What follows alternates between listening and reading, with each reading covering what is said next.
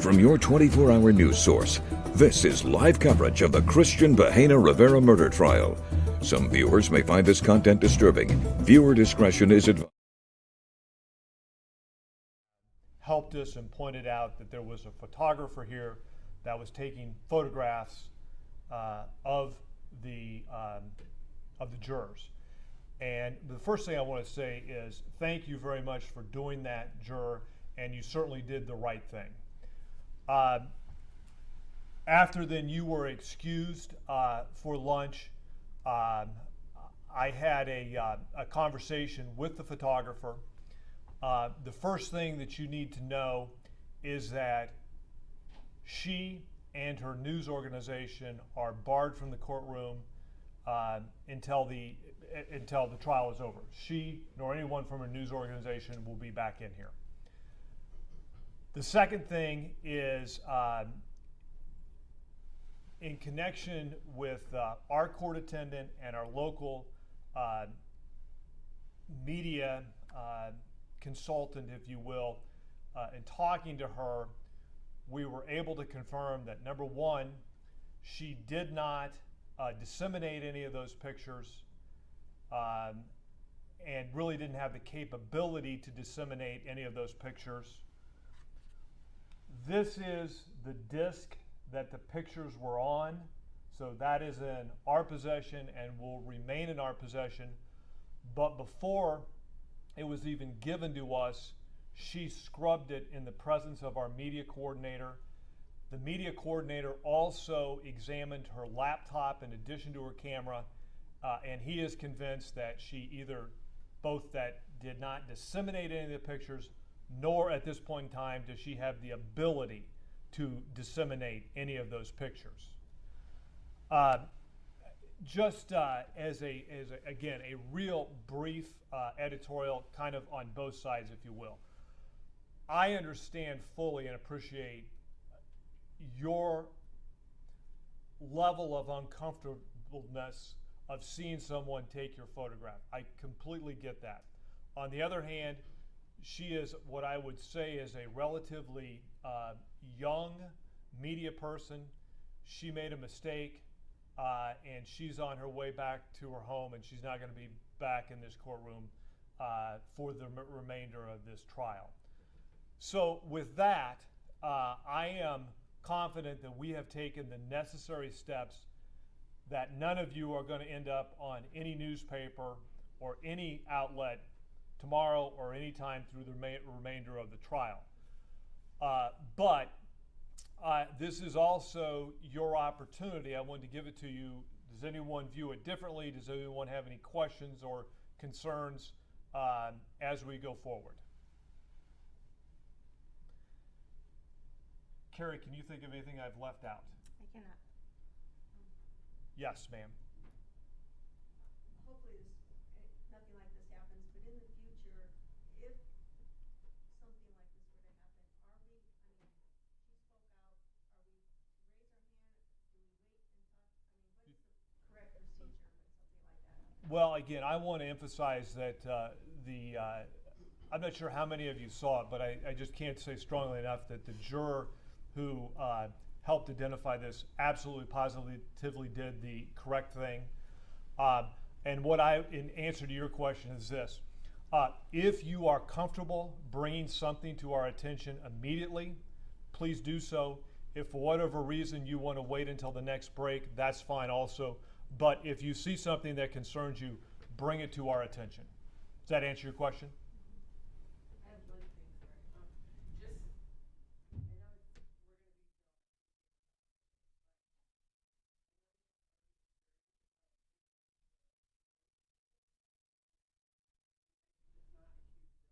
Carrie, I'm going to turn that over to you.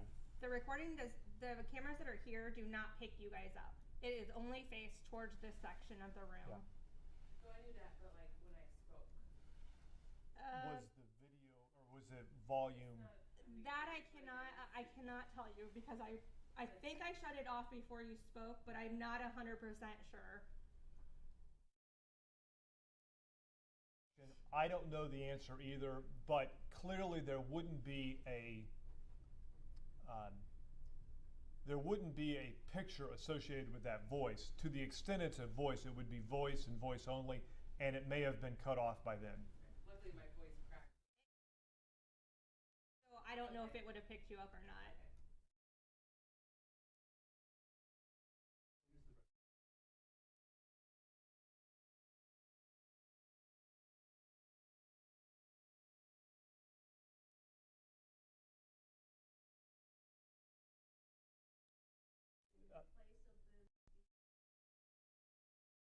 The gentleman who was here was a reporter, and he didn't do anything wrong, so he'll be back as soon as this afternoon. I think there won't be anyone to replace her today, but I think as of Monday, there will be a photographer here. And again, we will emphasize again that the photos are only to be this way and not that way.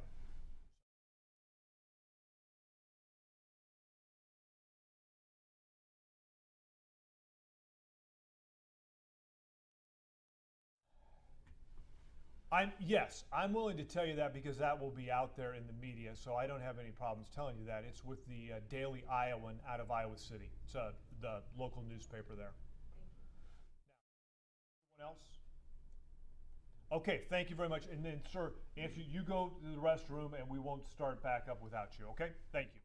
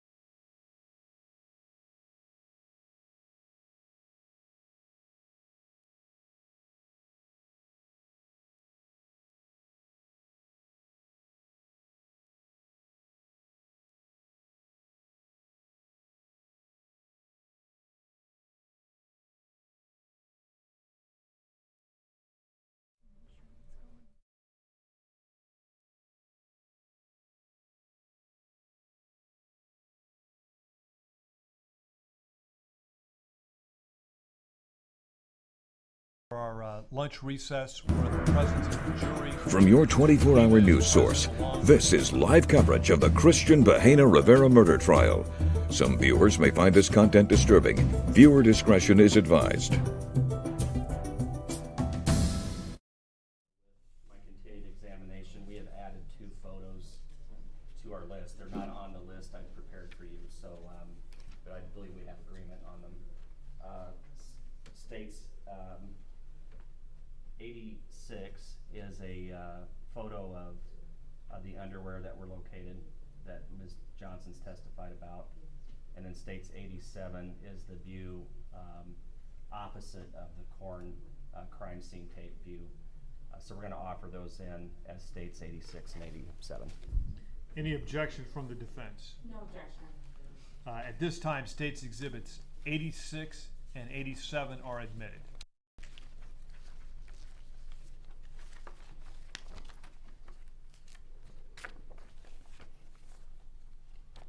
Are we ready? Yes. All right.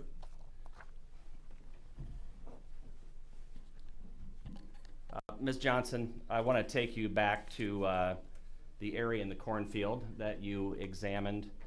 Let's go ahead and look at those photos we just admitted. And actually, Judge, I think I have them backwards on the number, so my apologies. 86 will be the view back out of the cornfield. 87 is the view of the underwear. Sorry about that. No problem, the record will so reflect. All right, 86 is on the screen. Do you see that? Yes, I do. Okay. Whenever we had you testify this morning, we had States Exhibit 27, which is now on the screen. Yes. That's a view into the corn near where Mollie Tibbetts was found. Is that right? Yes, it is. States Exhibit 86, which has just been admitted, is what view? This is the view facing back towards the gravel road, facing north. Opposite direction of the photo we just viewed. Is that correct? Correct. All right, and that distance again from this location back to the road is how far? Is it a little over 400 feet? 430, I Okay. believe it was. All right, you did measure it with the wheel, is that right? Yes. From where you stood at this location, could you see vehicles on the road? No. Could you see any persons on the road? No.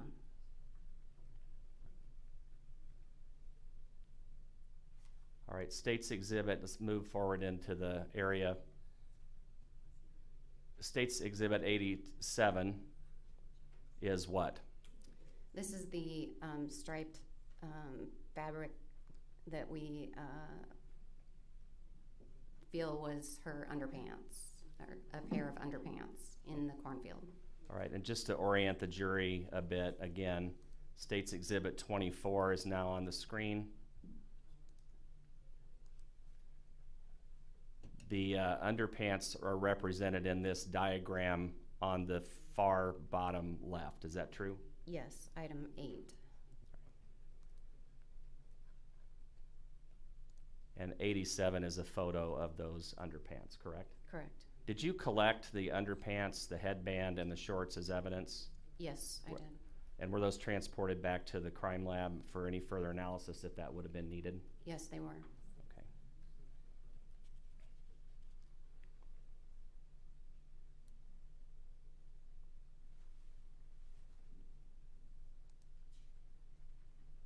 All right, I want to, we're just about done, so I just want to briefly go back to the car.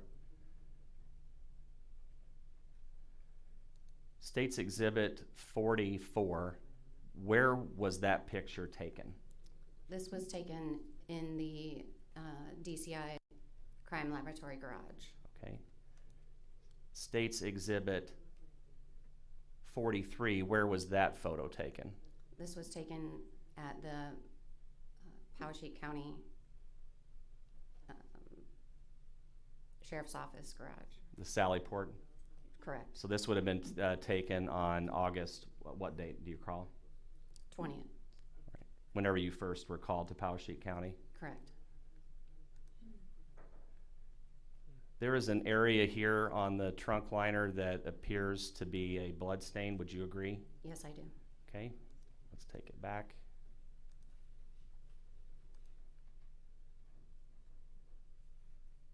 The cursor is just below that area. Would you agree with me? No, I'm sorry.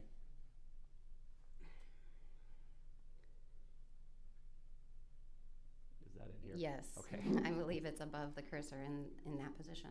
Okay, so this area that appeared to be blood, you actually overlooked that at the Sally Port on that day, is that right? Correct.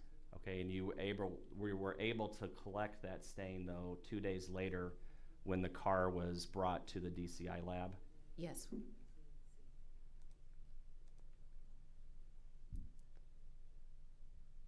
It's a reddish stain. I don't have a pointer on this view, but it's a reddish stain that we can see here on the rubber seal Yes.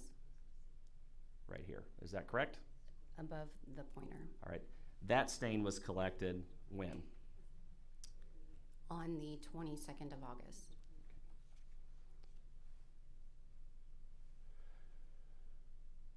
Whenever the car was brought back to the crime lab, were the other items that we see here in the trunk, were those still there? Yes. Were they in, for the most part, the same position as you see them here in the photo? Yes. Okay. Nothing else was added or taken away that you know of? No.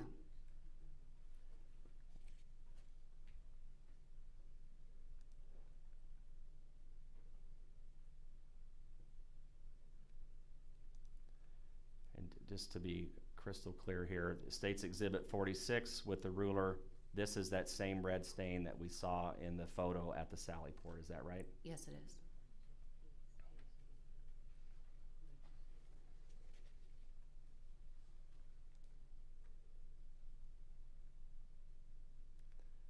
Ms. Johnson, we've talked to you a bit about how long you took to examine the Malibu on 2 different occasions. Whenever you were called out to the area where Mollie Tibbetts was located, how long did you spend searching that area for any evidence or clues?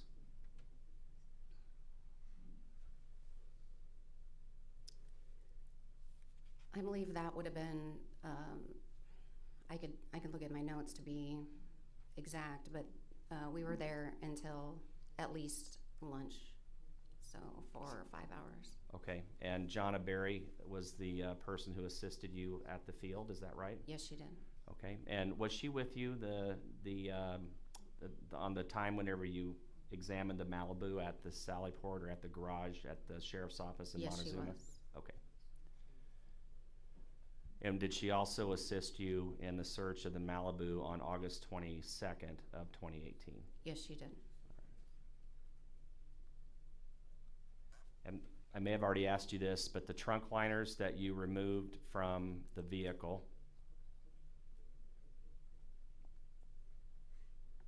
we'll go back to State's Exhibit 43.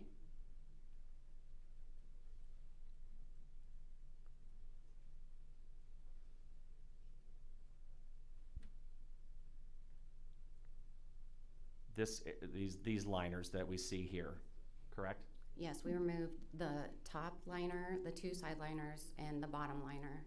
Okay, and those were all taken and kept at the DCI lab for analysis or at the sheriff's office to be tested for analysis if that became necessary, is that right? Correct. Okay.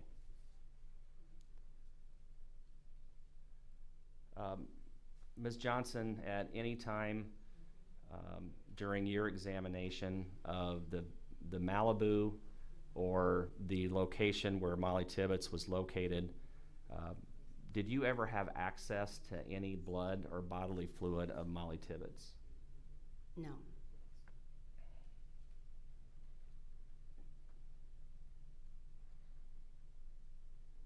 All right, hang on a second.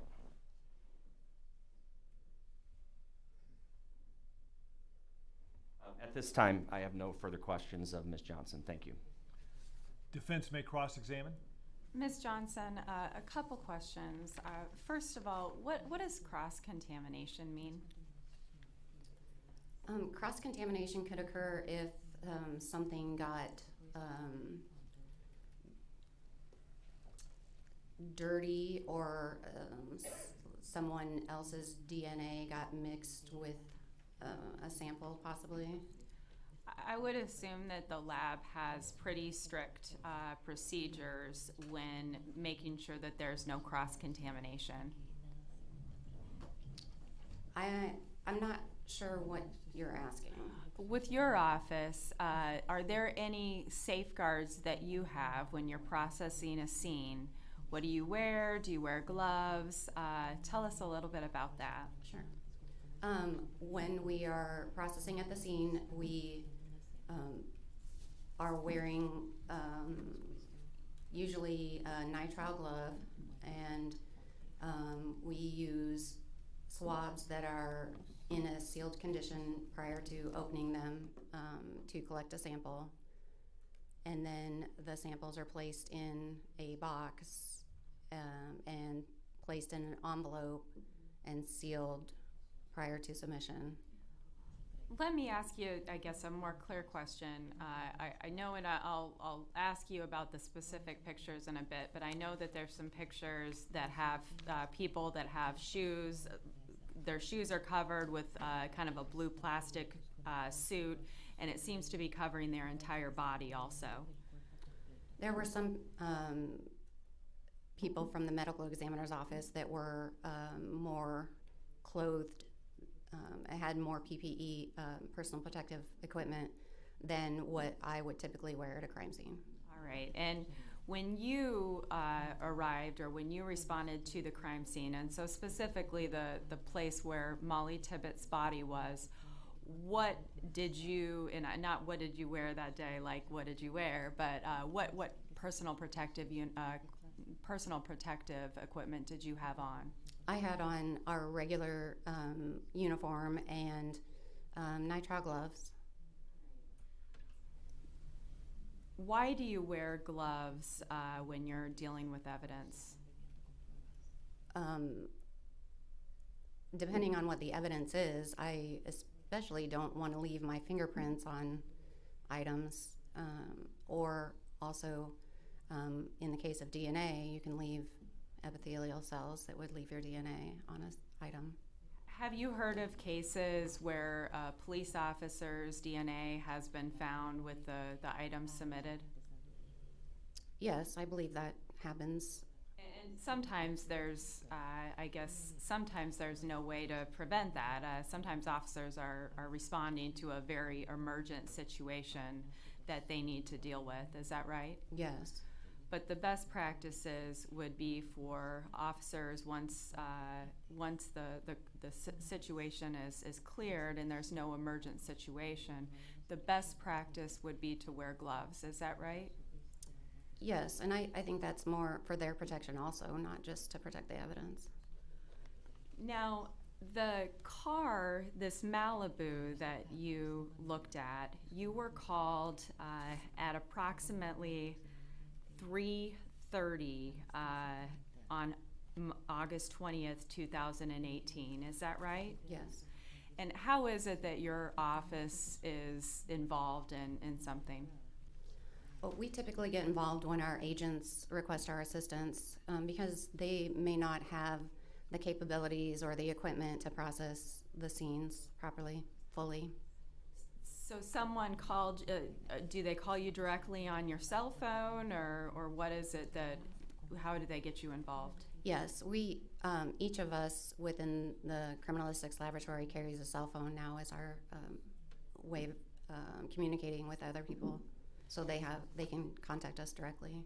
Who contacted you directly to become involved in this case? Special Agent in Charge, Rick Ron.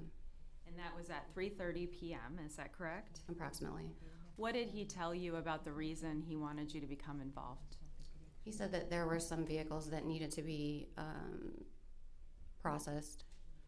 Was it your understanding that he was, that there was an interview going on at the same time? Yes.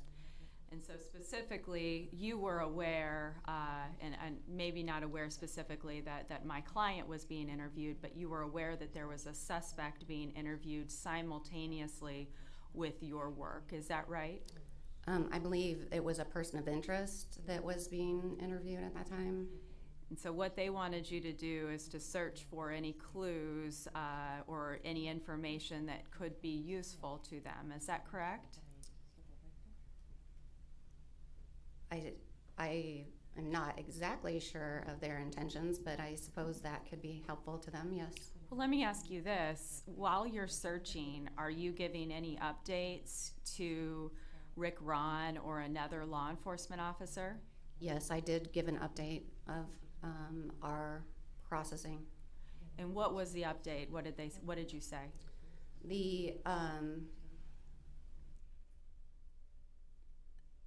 The one update that I gave was about the brown hairs that we found in the trunk. Okay. What did you say that you found in the trunk? I said that we found long brown hairs in the trunk. Now, what I'm wondering is there's no hairs that were actually, looked at or examined at the DCI. Is that correct? I'm not sure what happened with the hairs. That's beyond my expertise. Have you reviewed Tara Scott's, have you reviewed her report? No.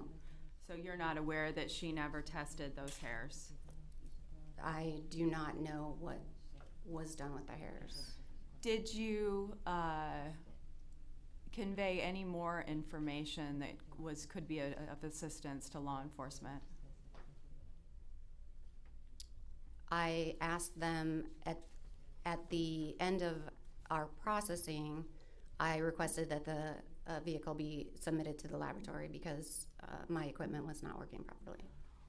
One of the things that I note is there were several different kids' items that were found in the Chevy Malibu. Is that right? Yes. And specifically, kids' items that were found.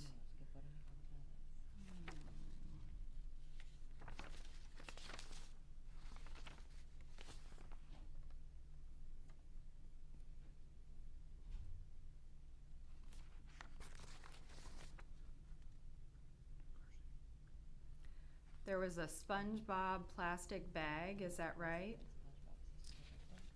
Yes, that was in the trunk. There was a pink child's toy. Yes, Where was that found? in the trunk. There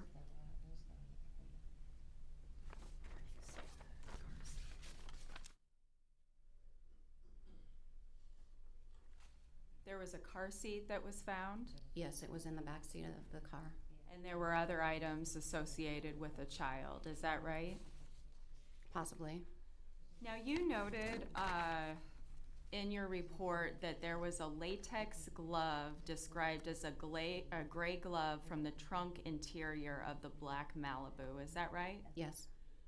I'm going to publish State's Exhibit 43. It's already in evidence. 43? Yes, I got it here, Scott. we got it. You don't want me to? Okay. That's the exhibit showing the Malibu trunk. Is that correct? Yes. It is. I don't see a gray glove there. Could you explain that, ma'am? Sure. It's located behind the football. Were there any pictures documenting where that gray glove was found? Yes. Okay, thank you.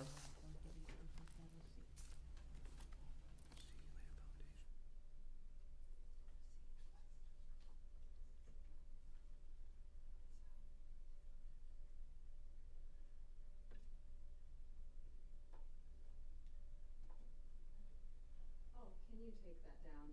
We have an exhibit that hasn't been offered yet.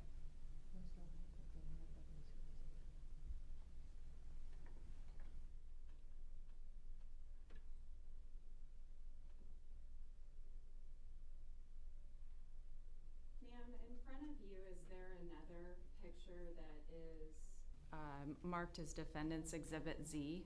Counsel, can I have you approach, please?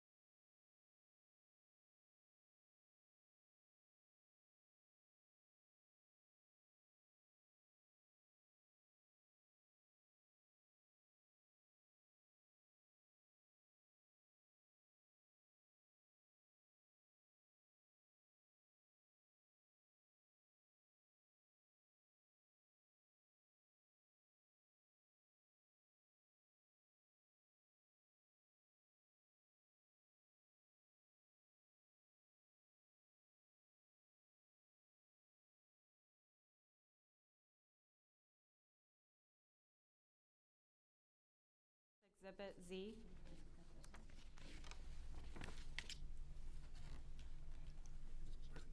No, I have a blank screen. Thank you.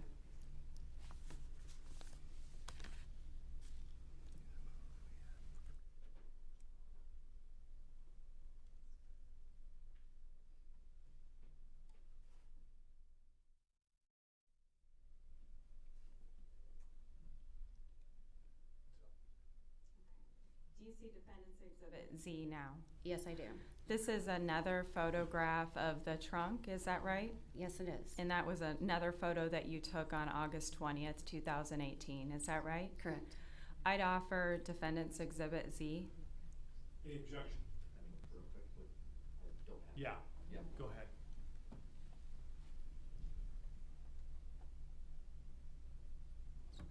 No objection.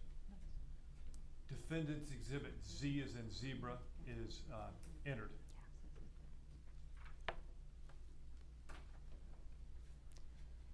And ma'am, now that's published for the jury, this is another photo of the back of the trunk, is that correct? Yes.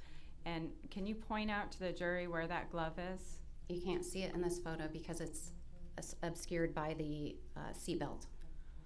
So you're saying that it's somewhere there, but that it's covered, is that right? There's another photo that I took that shows where the glove is. I'm sorry. All right. Now, ma'am, are you often called to investigate or to process crime scenes and possible missing persons case? Yes. And so if someone's missing, you may be asked to look at their home or a suspect's home to check for evidence. Is that right? Yes. Have you ever heard of the process of working inside out? We typically work outside in. Okay. And what I mean is in an investigation that you look at the people closest to a missing person or a victim and then work your way out from that. Okay, I'm not an investigator. Okay, so you've never heard of that process before? No.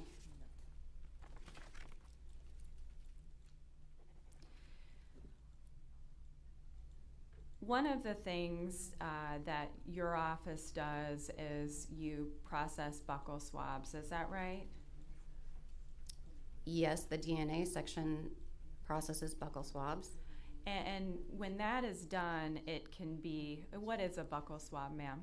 A buccal swab is a known DNA sample taken from someone by using clean swabs on the inside of the cheek area.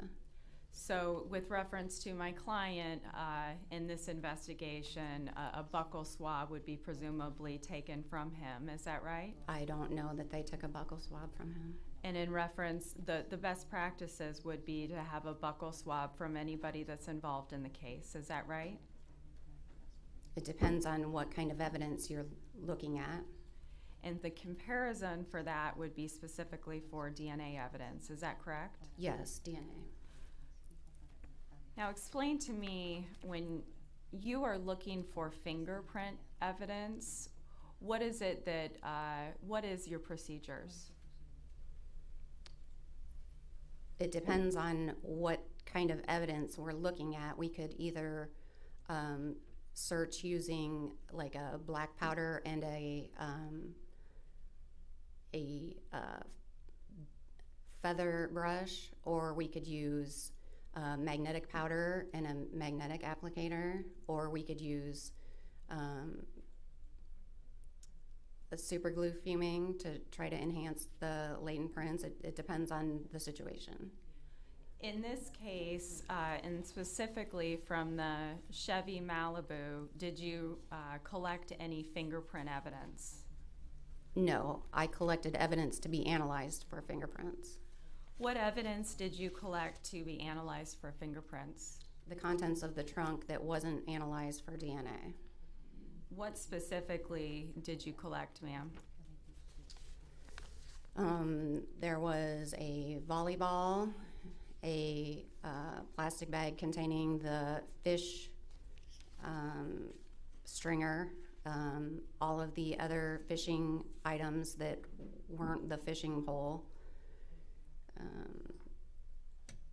a child's toy, a Pepsi can, the plastic liner in the trunk that wasn't coated in fabric.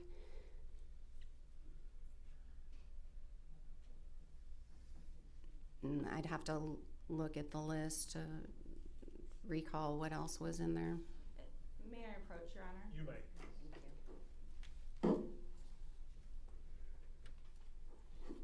This is your report. I'll probably refer to Tara Scott's too. Scott, do you have any problem with her having her report up there?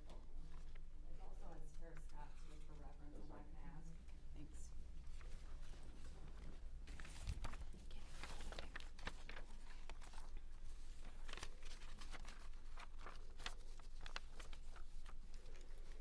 Ma'am, can you discuss what specific items were submitted for fingerprint analysis in this case?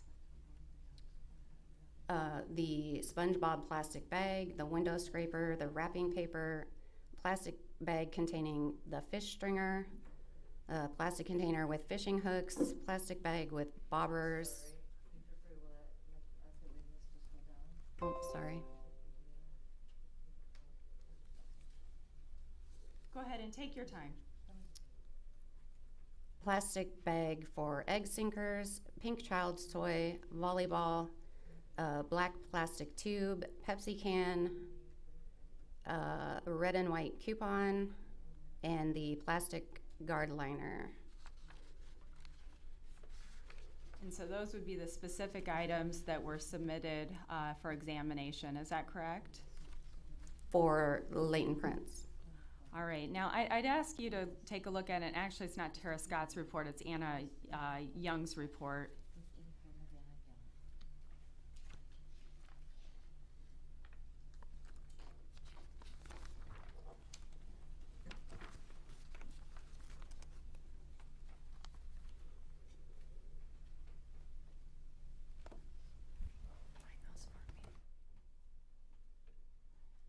Additional items that were submitted from the Malibu for print testing, is that right?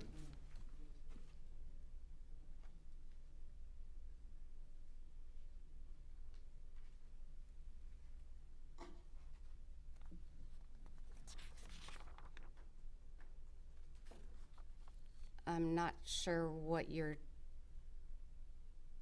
referring to. Well, there were additional items that were submitted from the Malibu for fingerprint testing, is that correct? I told you what was submitted from the Malibu for fingerprint testing. Okay, all right, so you're saying that there was nothing else that was submitted, is that right?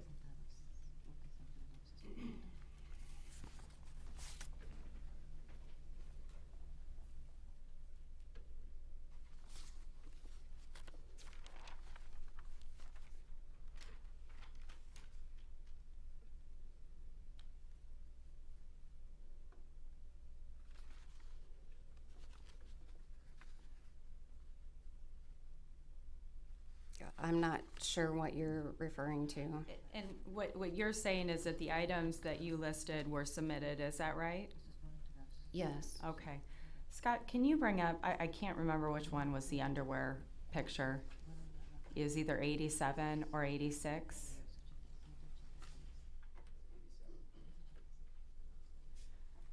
Ma'am, I'm showing you State's Exhibit 87. That's the photo that you believe is underwear, is that right? Yes. Now, with regards to the victim's body, it's pretty obvious that the running shoes that are placed right next to her would be associated with her, is that right? I would assume so. And same with the socks that were on her body, is that right? Yes. Same with the bra, the sports bra, the pink sports bra that was on her body, is that correct? Correct. How far was State's Exhibit 87 from this body? Approximately 34 feet. And it was found, I guess, kind of lodged in some dirt, is that correct? I don't know if I would say lodged in. It was on the surface of the field. Okay, it was on the surface of the field, is that right? Yes. Is there additional testing that was requested for DNA or seminal fluid? We don't specify what kind of testing. We just ask for DNA. So what you would do is just ask for DNA testing on this particular item, is that correct? Yes. And then the analyst that is assigned to the case could test the item for DNA, is that right? Yes. That what would happen is they would develop a profile, is that correct? I'm not a DNA expert.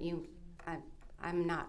I don't want to answer those questions beyond my expertise. They test for DNA, is that right? Correct. They'd also test for any sort of seminal fluid or any sort of sperm, is that correct? If it's requested of them. And that was requested in this case? I do not know. I'm sorry, I really did not hear the answer. I do not know. And the same thing with the shorts, is that correct? I do not know what was requested of them. So you just collected it, is that correct? Yes.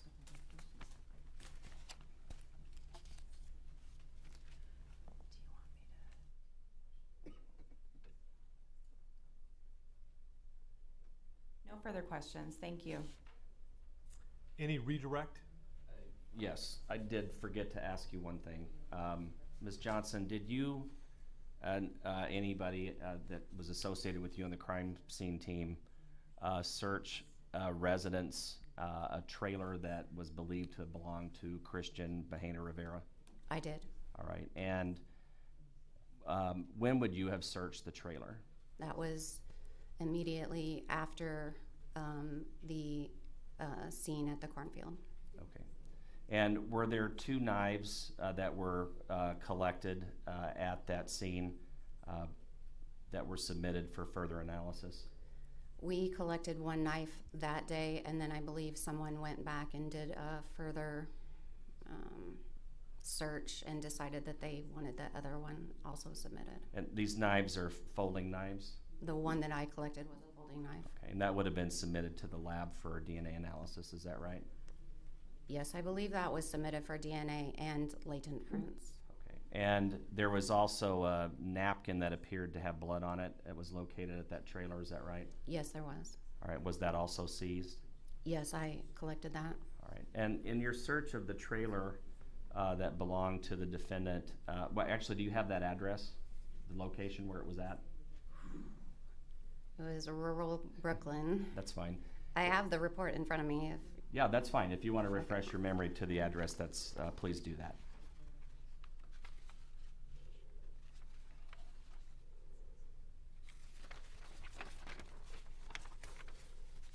(4123) 200th Street. Okay, this is a rural area near Brooklyn, Iowa. Yes. All right. How long did you spend searching the trailer that was that belonged to Cristhian Bahena Rivera? Approximately 3 hours. In your search of the trailer, did you notice any other blood stains, bloody areas, anything of that nature? There were a couple areas that we screened for blood, but they were negative presumptive. Did you find anything in the trailer that belonged to Mollie Tibbetts? Not that I'm aware of.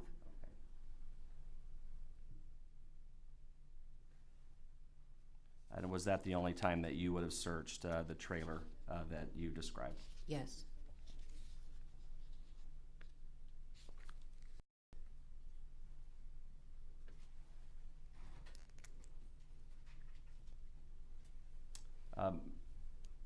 Ms. Freeze asked you about the search of the Malibu, correct? Yes. And she asked you cross-contamination, is that right?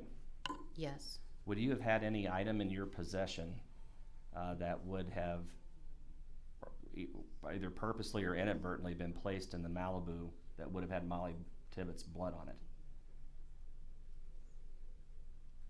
No. All of the doors and the trunk were sealed at the Powashik County Sally Port before we left. You did that sealing, is that correct? Yes, I did. All right, and when the car arrived at the lab, were those seals still in place? Yes, they were, and it was documented by the person who received the car. Right. There was no evidence that you found of any kind of tampering with the vehicle, is Not that correct? I'm aware. Correct. All right.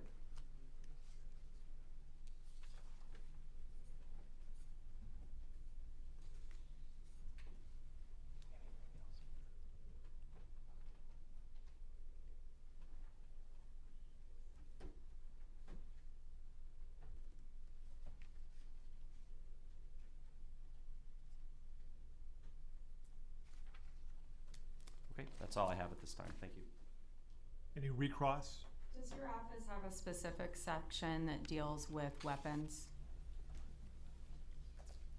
Our firearms section deals with guns, but if I'm not sure beyond that what you're referring to. No further questions. Anything else for this witness, Mr. Brown? No, Your Honor. No, Your Honor. Ms. Johnson, thank you for being here. You're excused.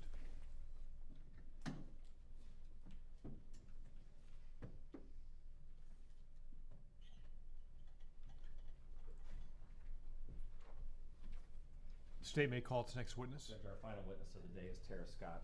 Thank you.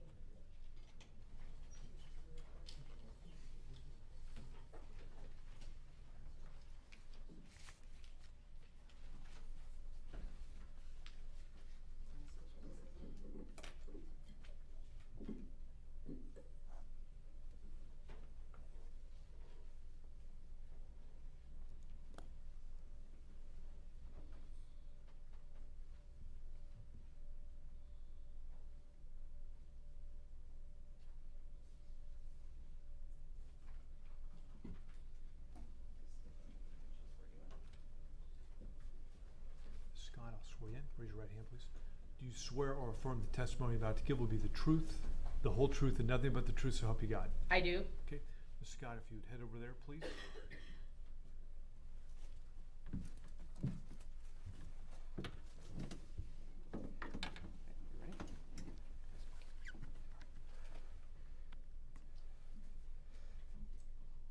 Go ahead, Mr. Brown. Thank you. Ms. Scott, good afternoon. Good afternoon. Please state your name for the record. Tara, T-A-R-A, Scott, S-C-O-T-T. And how are you employed? I am a criminalist in the DNA and crime scene sections at the Iowa State Crime Lab in Ankeny, Iowa. How long have you been employed at the crime lab? I have been a criminalist since October of 2007. All right. What is your educational background? I have a Bachelor of Science in Forensic Science from the University of New Haven in West Haven, Connecticut.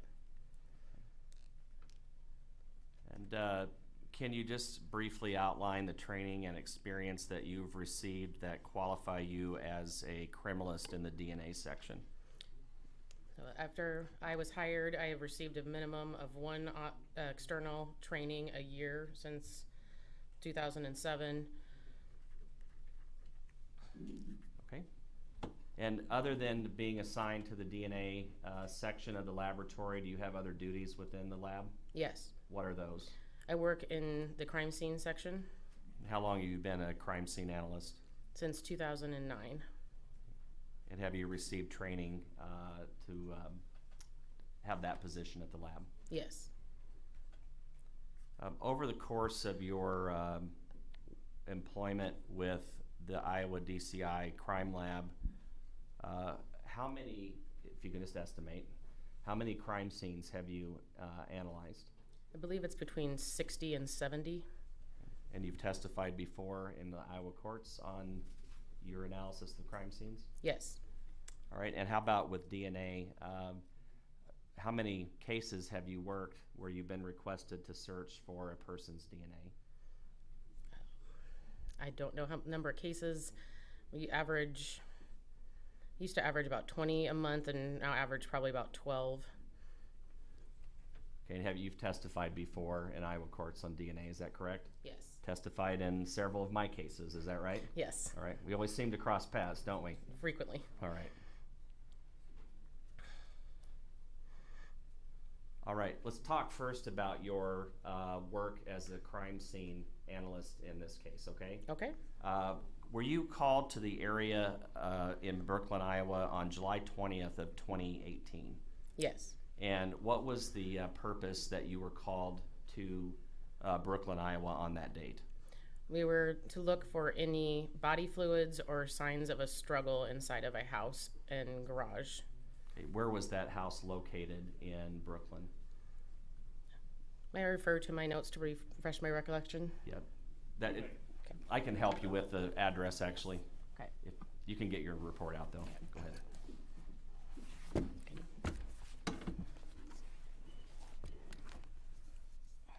Ms. Scott, was the address that you were called to analyze or search 622 West Des Moines Street in Brooklyn? Yes. Do you know who that house belonged to? It was friends of the missing person. Friends of Mollie Tibbetts? Yes. All right. Blake, does the name Blake Jack or Dalton Jack, does that refresh your memory? Yes. Okay. Did you examine the house at 622 West Des Moines? Yes. Did you look for signs of a struggle? Yes. Did you find any? No. Did you examine the doors and the windows of 622 West Des Moines? Yes. And did you find anything unusual? No. All right. Who was with you, by the way, on the crime scene team at 622 West Des Moines? Kelsey Rusbarski. All right, we'll get the spelling for you. Were other agents from DCI present as well? I believe there's one present with us. Okay. And how would you generally describe the interior of the home as far as, you know, how it was kept? It was lived in. Okay. And did you see, were there two dogs that also were at the house? They were removed before we arrived. Were you told that they had been in the basement prior to your arrival? Yes. Now, whenever I ask you, did you see any signs of a struggle, what does that mean to you? We're looking for overturned furniture, if there's body fluids, if there's hairs, clumps of hairs, something like that, anything to indicate that there was a struggle that had occurred. All right. Did you see any signs of a struggle at 622 West Des Moines? No. Did you know who the missing person was at the time that you searched the house at 622 West Des Moines? Yes. Who was that? Mollie Tibbetts. All right. Did you find any items in the house that readily were indicated to you that they belonged to Mollie Tibbetts? Yes. Can you just describe those for us, please? We found her wallet that had some cards with her name in it and her driver's license, and a water bottle in the bedroom we were told she was staying in that had her initials on it, MT. Did you seize or take any of those items at that time? Yes. Did all of the ones that you just listed, did you take those? We took the water bottle, but I don't believe the crime scene team collected the wallet. So the water bottle that was taken was the water bottle that had the initials MT? Yes. Why would you have taken a water bottle such as you described? We were looking for anything that might contain her DNA. So I know you're a DNA analysis, but how would that work? What would you do in order to try to obtain Mollie Tibbetts' DNA from that water bottle? From something like that, we would swab the mouth area and use that swab to run to see if I could develop a DNA profile from it.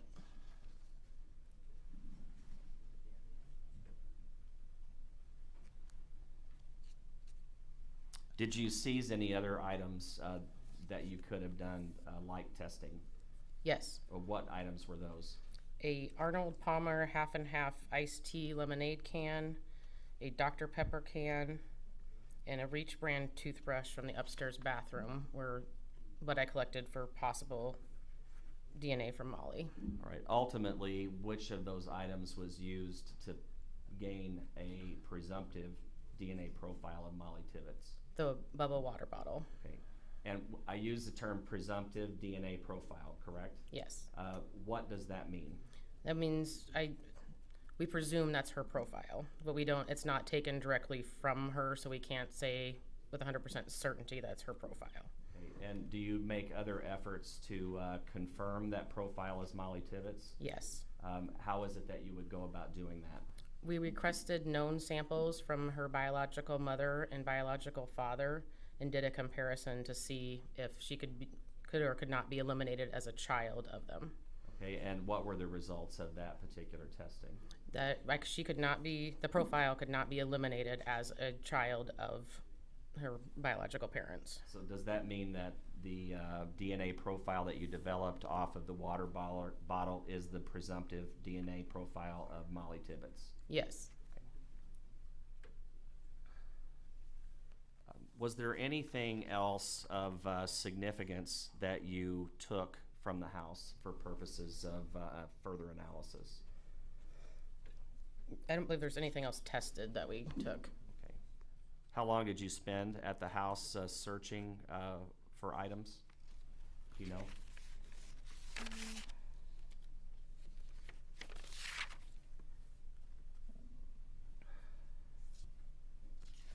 Time to get there. We were there at 4:45 p.m. and left at 9:02 p.m. Is it safe to say that you keep fairly extensive notes as to what your activities are on Yes. any particular examination? Yes. And that's what you were referring to whenever you took a pause to look at the your report, is that right? Correct.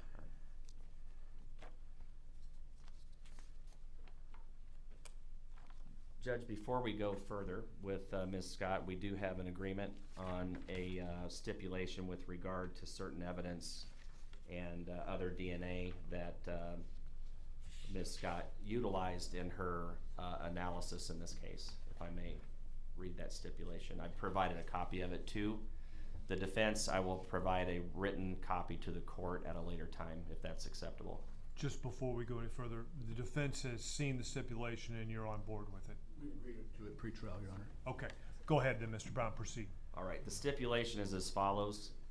Comes now the state and the defendant and stipulates to the following.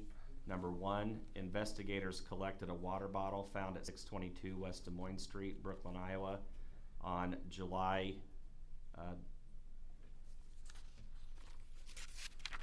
19th of 2018. The water bottle was Tibbetts. It was found and the initials MT were on the bottle. Two, investigators collected the known DNA of the biological parents of Mollie Tibbetts, Laura Calderwood and Rob Tibbetts.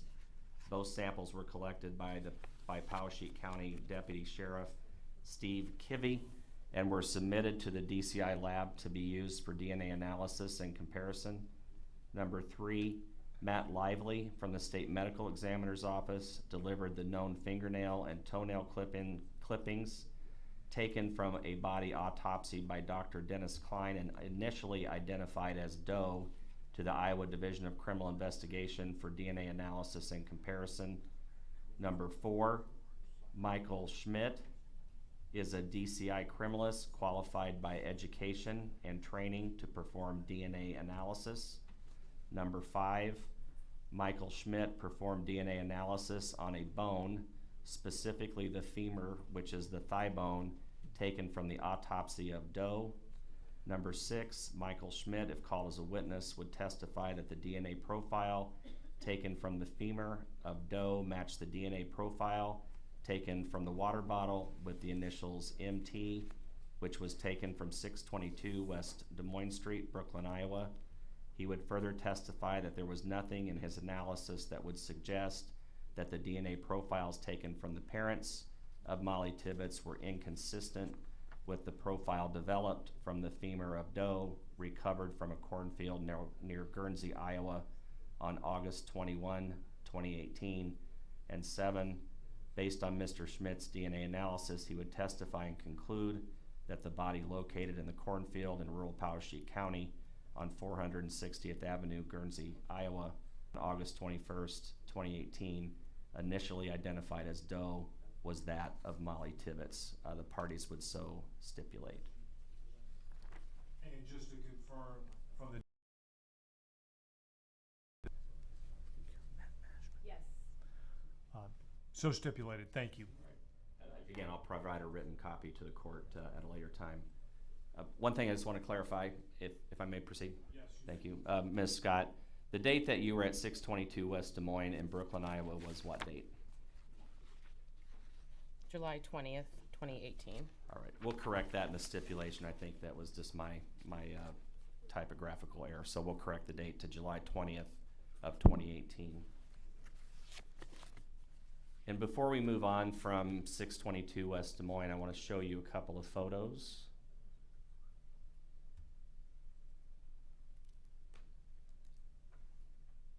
State's Exhibit 7, which has already been admitted.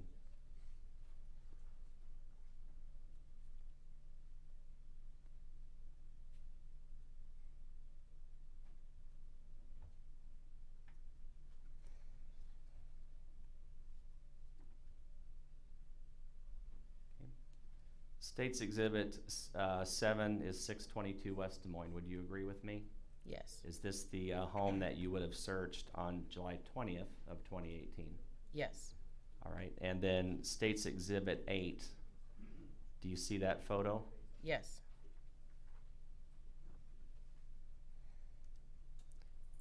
Is this the water bottle? I'm going to point to it with an arrow. Is this the water bottle that you collected from the house that is that of Mollie, or that had the initials MT? Yes. All right, and where are we located in this picture in the house? It is in the bedroom that we were told she was staying in. I believe it's the, double check, I think it was like northwest bedroom. Okay, was it upstairs? Yes. Okay, this was the bedroom that you were told that she was residing in whenever she was at 622 West Des Moines? Yes. Okay.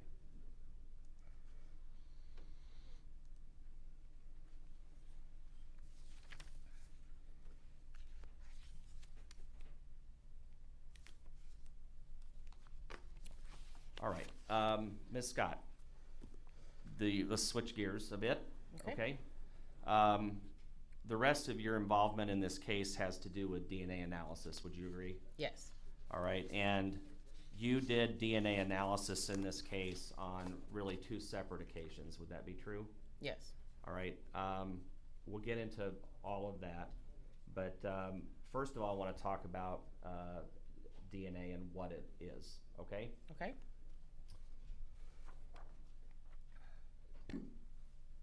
So in the plainest terms you can give us, all right, what is DNA testing?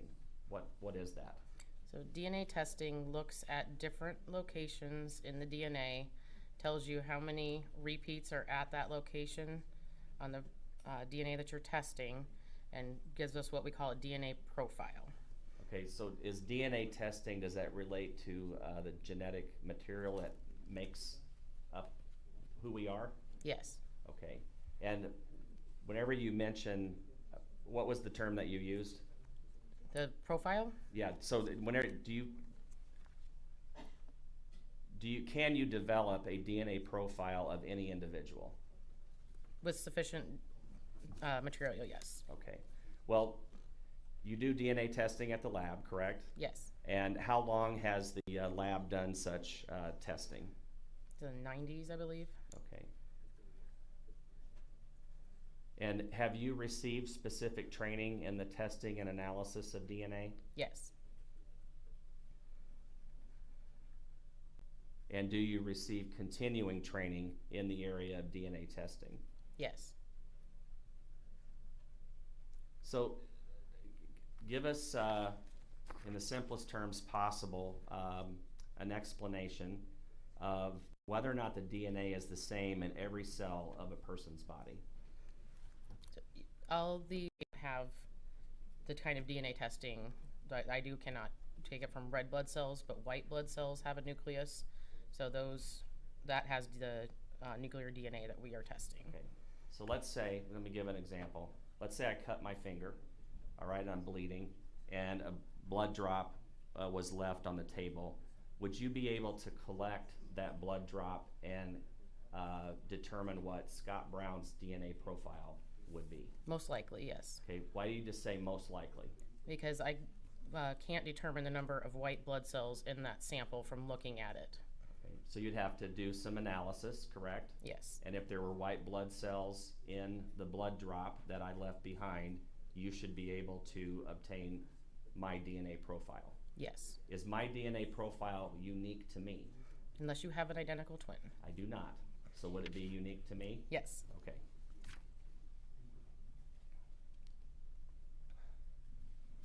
So is there a particular type of DNA testing that you do at the DCI crime lab? Yes. Yes. What is it called? We do nuclear DNA testing. Meaning what? So we only test the DNA that's in the nucleus. Okay. And was that the type of testing that you utilized in this case? Yes. Is this type of testing that we just described, is it utilized in other fields other than criminal investigation? Yes. Can you just give us an example of what that would be? The most common would be paternity cases. Okay. Paternity meaning what? Trying to determine who the father is of a child if it's in question. Okay. And are there controls and safeguards that are performed to ensure a reliable result? Yes. And can you briefly describe what those are, please? We run known samples, like for when we do the amplification process, part of our process, we run something that we know what that profile is to make sure that the process is working as expected. We also run a negative control where we expect to find nothing in it and run that through the process to make sure that we do not get any unexpected DNA in it. Okay. And were those safeguards and controls in place whenever you did the analysis on a number of items in this particular case? Yes. Now, before we get into the items that you tested, were you provided any known DNA samples in this particular case? Yes. Okay, and what were those known samples? Those were the family, the mother, 2 brothers, and father of Mollie Tibbetts. Okay. You also received a confirmatory DNA analysis from Michael Schmidt, is that right? Yes. Okay, that we just stipulated to, correct? Right. Yes. All right. Were you able then to confidently say that you had the known profile of Mollie Tibbetts? Yes. All right. And would you have used that for comparison to other items possible DNA? Yes. All right. Were you also provided the known DNA profile of the defendant, Cristhian Bahena Rivera? Yes. All right. Did you have any other known profiles that you would have utilized in this case to make comparisons to any of the items that you examined? Double checking. No, I don't believe I did have any additional. Okay. All right, let's talk about the items that you performed DNA analysis on, okay? Okay. There were a pair of black shorts, a pink fabric band, and a striped fabric that appeared to be underwear that were located in the cornfield near Mollie Tibbetts' body. Is that correct? Yes. Did you perform DNA analysis on those 3 items? Yes. Specifically, what were you looking for on those items? I was looking for any DNA that might be on there, either Mollie's or somebody else's. Okay. Did you also look for the presence of sperm? Yes. All right. What was the result with regard to the analysis for the presence of sperm? On the black shorts, I tested 15 areas, and a screening test did not indicate the presence of seminal fluid on those 15 areas. So let me just clarify that. I think I got ahead of you a bit. So you first screened for, what was it? Seminal fluid. Okay, and if it's screened negative, you don't perform any other analysis, is that right? With regard to that? With regard to seminal fluid, no. Okay, but you would have performed screening tests for blood, is that right? Yes. Okay. Any other screening tests that you performed that you just described? Any other screening tests at all on the shorts or the pink fabric brand or the fabric that was believed to be the underwear? So I also screened the black shorts for the presence of blood, and the results were inconclusive on those 2 areas. I did not note any stains on the pink fabric, so no DNA testing or screening was done on those. On the striped fabric, screening tests indicated the presence of blood, but did not indicate the presence of seminal fluid on 1 area of the striped fabric, and no sperm were microscopically identified in that sample. Okay, did it screen positive for blood? Yes. Okay, and what were the results of that analysis? The DNA factors that I detected and the epithelial fraction of that striped fabric sample were too weak for conclusive interpretation. Okay, so what does that mean when they are too weak for interpretation? Put that in layman's terms for us. There was not enough information there for me to make a reliable comparison to anybody. Okay, I want to ask you a couple questions about weak samples. That's what you commonly call it, is that correct? Yes. Is it common in your field of work and expertise to get weak samples? Depending on the situation, yes. All right. I think in popular media, people have the notion that if you touch anything, rub up against anything, cough on anything of that nature, your DNA is going to be left behind that can be identified. Is that true? No. Okay. What affects that? So it depends on how much, if you're touching something, if it's a smooth surface versus a rough surface, how much pressure or friction, if you touch it once versus touching it multiple times, if you rub on it, you're more likely, the more contact you have, you'll more likely to leave skin cells there. For people who are nail biters or thumb suckers, you load your hands with DNA when you do that from your mouth. So when you touch something, that person is more likely to leave a sample than somebody who does not put their hands in their mouth on a regular basis. So there's factors like that. How long something has been out and exposed. There are things that will inhibit DNA and degrade the DNA to the point where I can't get a profile from it. So there are lots of things that may affect whether or not you can develop a profile that you can ultimately compare back to a known sample. Correct.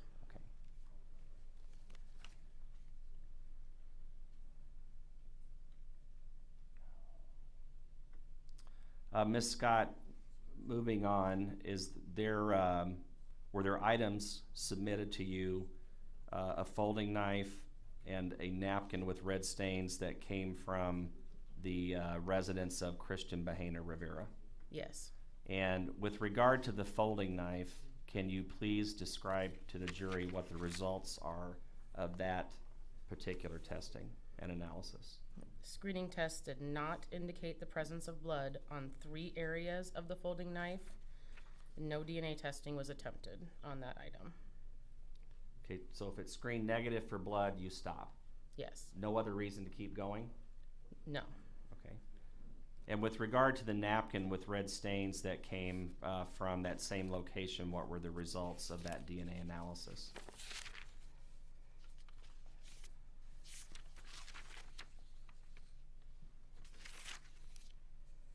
Screening tests indicated the presence of blood on the one stain that was screened on the napkin. The DNA profile developed to match the known DNA profile of Cristhian Rivera, and the probability of finding this profile in a population of unrelated individuals chosen at random would be less than 1 out of 26 octillion. Okay. Mr. Brown, let Yep. me stop you there. We do need to take an afternoon recess. Okay.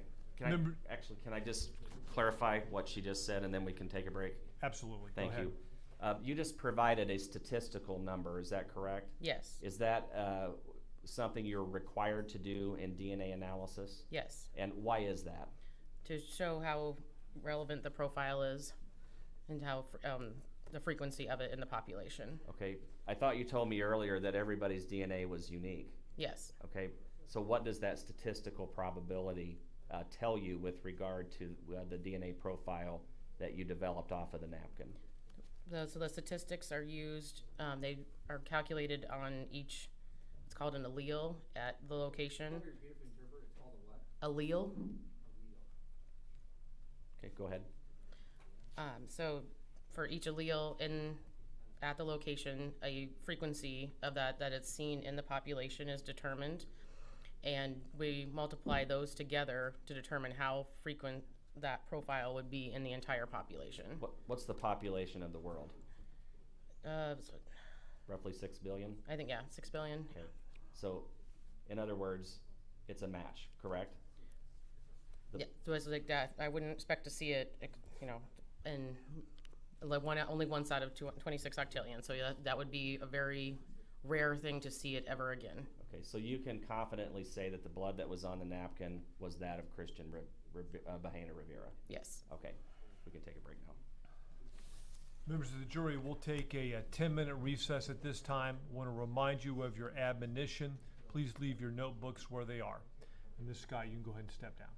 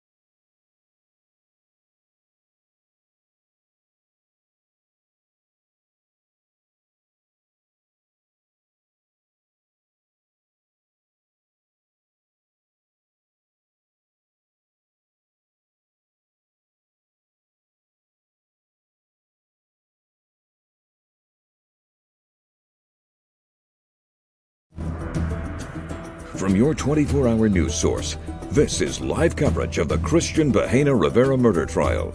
Some viewers may find this content disturbing. Viewer discretion is advised. Statistical comparison that you have to make in DNA analysis, is that correct? Yes. In terms of the blood that was on the napkin that was taken from the home of Cristhian Bahena Rivera, in plain terms, that high of a statistical number means what? It matched. Okay, so it's his DNA profile that's on the napkin, correct? Yes, his profile matched that profile. All right. And were there other items in this particular case that matched the known profile of Mollie Tibbetts? Yes. All right, let's talk about one of those, okay? Okay. I'm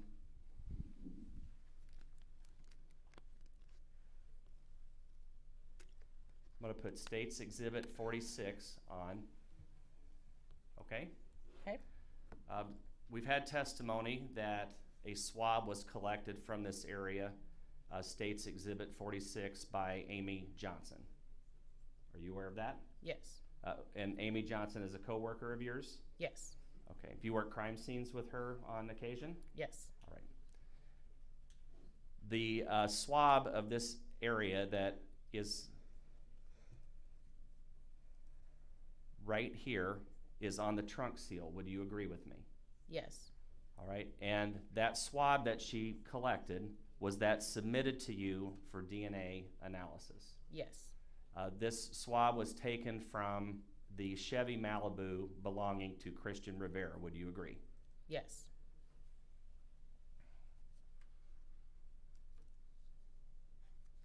Were you able to obtain a DNA profile from the swab on the trunk seal that we see here in State's Exhibit 46?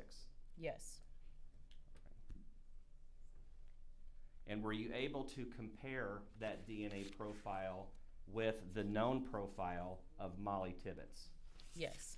What were the results of that analysis? So the screening test indicated the presence of blood on those swabs, and the DNA profile that I developed matched the known DNA profile of Mollie Tibbetts. And is there a statistical number also associated with that that you were able to utilize? Yes. And what is that? The probability of finding this profile in a population of unrelated individuals chosen at random would be less than 1 out of 8.2 non-nillion. I don't think nonillion is a word that we normally use, correct? No. All right. How many?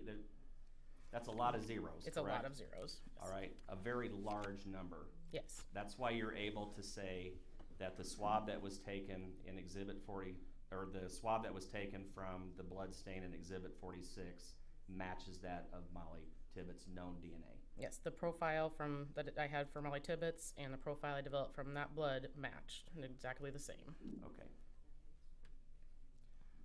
Before we move on, you had mentioned to me at break that you also had utilized another item in that was taken in this case in order to develop the known DNA profile of Mollie Tibbetts. Is that correct? Yes. And what was that? There's toenails taken at autopsy.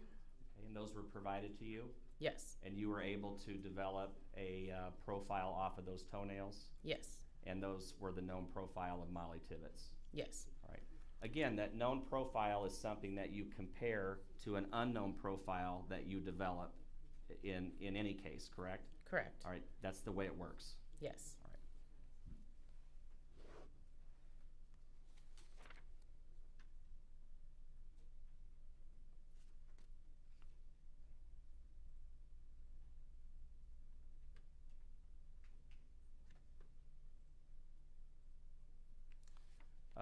Before we move on to further testing that was done on the trunk liner, were there other items that were taken from the black Malibu that you attempted a DNA analysis on, specifically 2 stains off of the visor? Yes. And what were the results of that analysis?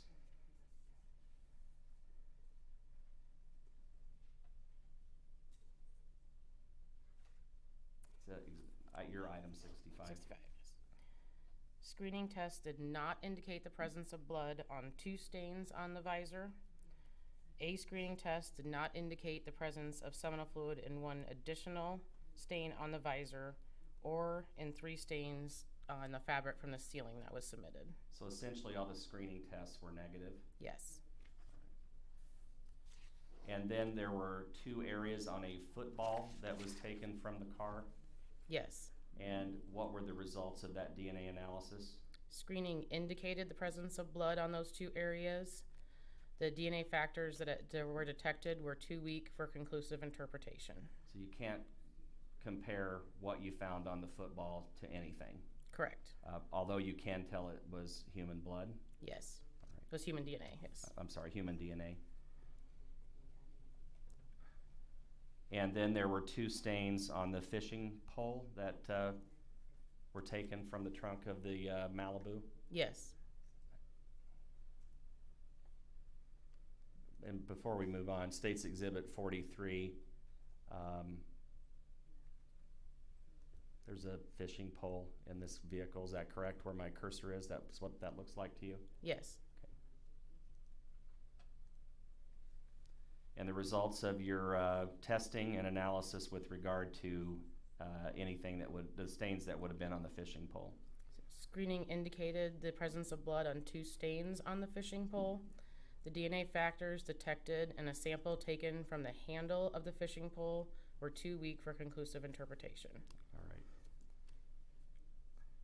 And then lastly, there was a metal pipe that was found in the trunk. Is that correct? I believe so. All right. And did you attempt any DNA analysis on the metal pipe that was located in the trunk of the black Chevy Malibu? No. And why not? I did not see any stains on that metal pipe.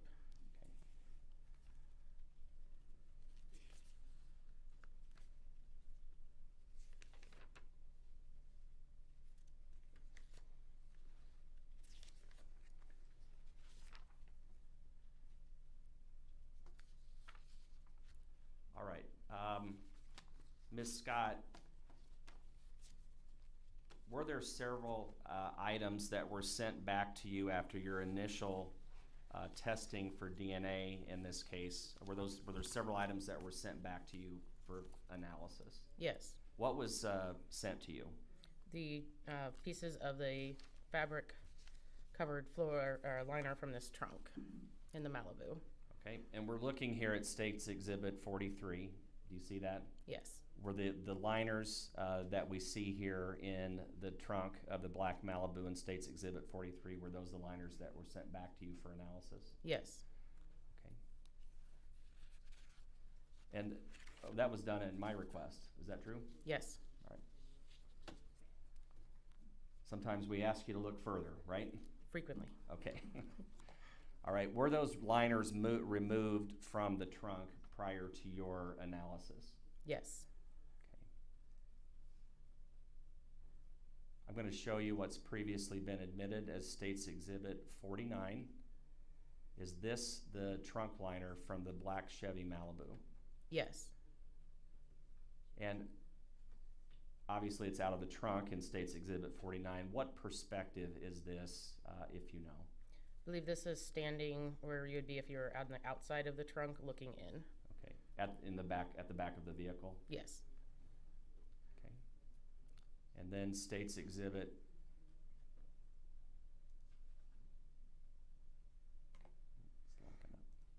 State's Exhibit 50. What is this a photo of? That's already been admitted.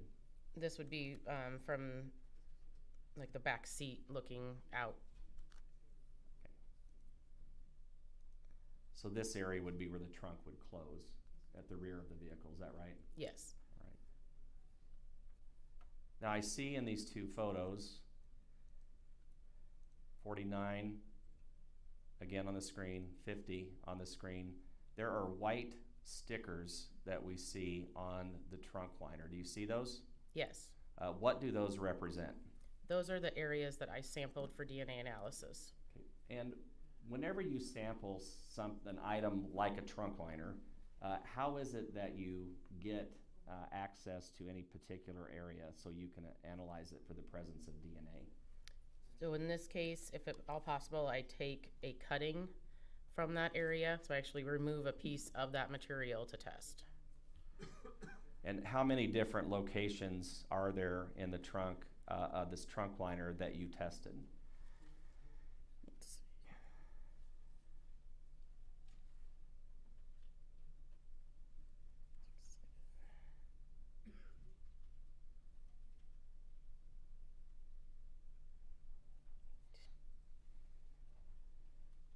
Really was 9.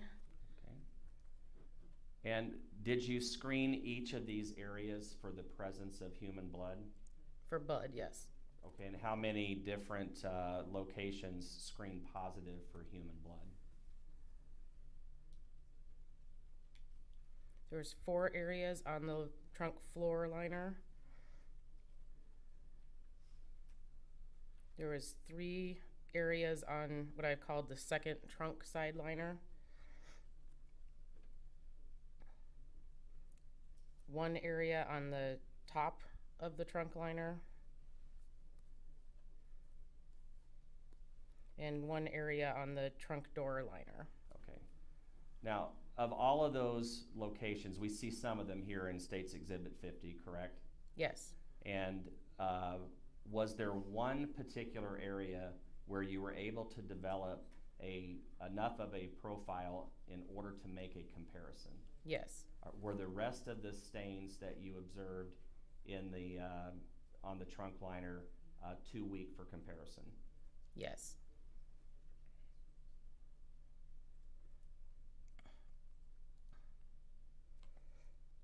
This is State's Exhibit 51. And does this picture show the area where you were able to develop a profile suitable for comparison? Yes. And where is it located? It's about in the middle of this picture. Is it near where the tail light would be? Yes. I'm going to put my cursor just below an area. Is that the location? Yes. All right. Do you assign it a number at the laboratory? Yes. And what is that? This one I called sample 59.3.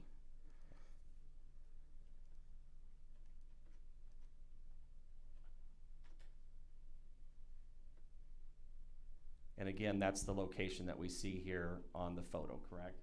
Yes. Do you write it on a, how do you mark this area? What do you do? These are stickers that are called tough tags, and that's what I wrote, the case number, the sample number, and then the date and the initials that I examined it on. So when you have to go back and testify about something, you know exactly what you did and what area you tested. Yes. Just above this sticker, it appears that there's a hole in the trunk liner. Who did that? I did. Okay, is that the cutting that you took? Yes. Okay. And were you able to develop a profile from this particular area of the trunk that you were able to match to a known profile in this case? Yes. Okay, and can you describe that analysis, please? So the profile that I developed indicated a mixture of 3 individuals. I was able to determine a partial profile at 20 out of the 21 locations that I tested of the major contributor, and that was consistent with the known DNA profile of Mollie Tibbetts. Okay, is there a statistical probability that's associated with that? Yes. And what is that? That would be less than 1 out of 2.1 non-million. Okay, so another very large number, correct? Yes. And in very basic terms, what does that mean with regard to the cutting that you took that we see here in State's Exhibit 51? At the 20 locations, I was able to determine a major profile. It matched Mollie Tibbetts at those 20 locations. So Mollie Tibbetts' blood is in the trunk of the Malibu. Is that a safe conclusion? The screening tests at that area indicated the presence of blood, yes. All right. And one more photo I'd like to take a look at is the State's Exhibit 52. Does it show that location even closer? Yes. And here we can actually see the number 59.3, correct? Yes. And the area that you cut that you matched to Mollie Tibbetts? Yes.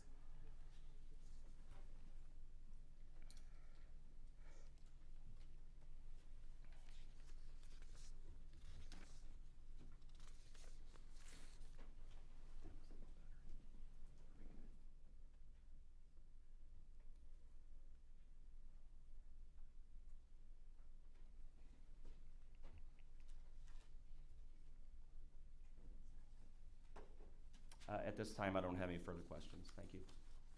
Defense may cross-examine. Thank you. Good afternoon. Good afternoon. Just where you want to be Friday at 3 o'clock, right? Of course, where else? Me too. Is it Agent Scott or Ms. Scott? Miss Scott. Ms. Scott, thank you. Now, could you give me just a little bit more of your educational background in the area of DNA? Beyond the degree, Your degree again, what is it? it's a Bachelor of Science in Forensic Science from the University of New Haven in West Haven, Connecticut. And what is a forensic science degree? So the forensic science, you can choose at that school, you can choose your emphasis in either biology or chemistry, and I chose my emphasis in biology. Okay. And what other training or education do you have in the area of DNA testing? So I've attended multiple trainings over the years, like I said, at least one per year, in areas like screening tests, in mixture interpretation. Could that be repeated for the interpreter? Screening tests and mixture interpretation. Mixture. Mixture, yeah. Have you written any papers, authored any treatises, anything like that? No, And all your training and experience has been in the area of law enforcement? I'm not sure what you mean by that. All your training has come from law enforcement? It's come from people that work in labs, so not all law enforcement, no. But has it been provided by law enforcement? It's been paid for by law enforcement. And all your testimony you've given has been by and for law enforcement? Yes, Okay. Have you ever worked privately? no. Ma'am, I want to kind of walk you through this chronologically because you were pretty involved in the investigation of the death of Mollie Tibbetts, correct? You could say that. Okay. You were first called, you were called out on July 20th by Trent Villada. Is that your understanding? Yes, And feel free to follow along in your reports, okay? Now, when you were called out on July 20th, you were called for a missing persons investigation. Am I right on that? yes, And your assignment initially was to go to the home at 622 West Des Moines Street in Brooklyn, Iowa, correct? correct? And again, you went there and just kind of looked for evidence of foul play, perhaps, right? Yes, And as you went through there, you noted and seized a number of items. One thing I noticed from your report is that you noted a gun safe in the home. Recall that? yes, Did you look through the gun safe? yes, Did you see guns in that safe? yes. How many guns did you see in that safe?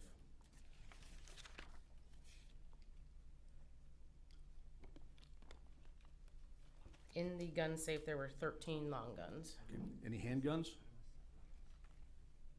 There was a hanging wooden shelf case that contained a .357 revolver. Okay. But in the gun safe itself, there were no handguns? I do not believe so, no. There were also other items in that safe that caught your attention, right? In the hanging wood shelf case, yes. Okay, so there were a number of knives that you saw, right? Correct. And where were they? They were in the hanging wooden shelf case. Okay, so to the side of the gun case was a hanging wood shelf case kind of on the wall in the hallway, right? Yes, And hanging from that hanging wood shelf case was a loaded .357 revolver. it was in that thing, not hanging from it, yes. Yep. Inside the hanging shelf case is a loaded pistol, right? Correct. Is it secured and locked? I don't believe so, no. And inside that case with the loaded .357 revolver are a number of knives, right? Yes, How many knives did you see? I'll have to look and see if I noted. Go right ahead.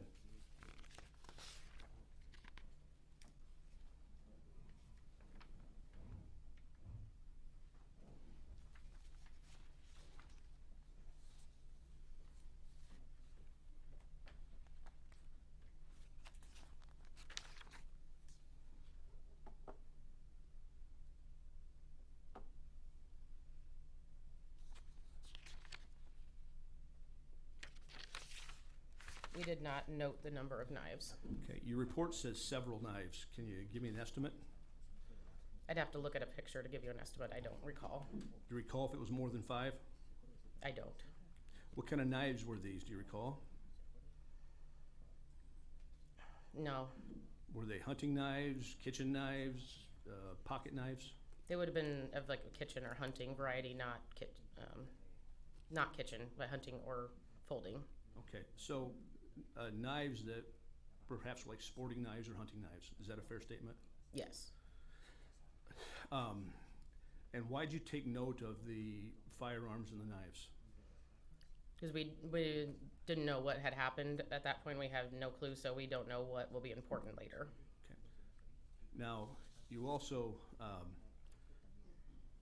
went ahead and collected a number of like cans and bottles and some buccal swabs, right? Correct.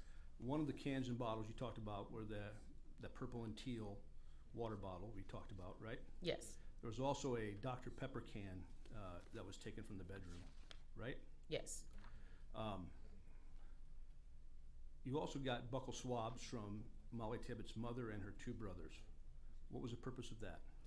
So we didn't know if we would be able to get the father at the time, so we got those to make comparisons to Mollie, to what we thought was probably Mollie's DNA, to see if she could be eliminated or included as a relative of them.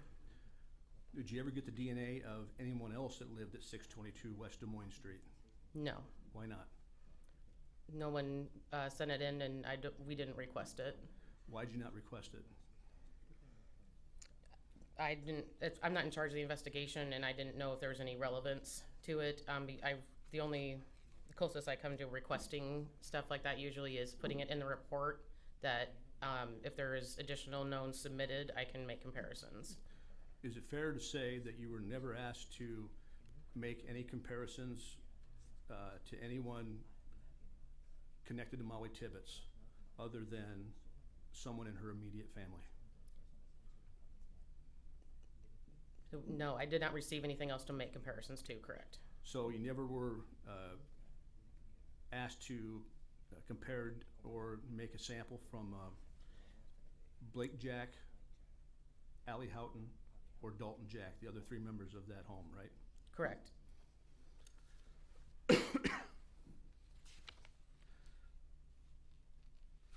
You eventually went ahead and did some testing on those items that you ended up seizing from the home at 622 West Des Moines Street, correct? Yes. And you documented those in another report that I think is dated, I always lose the dates on these reports, I'm sorry.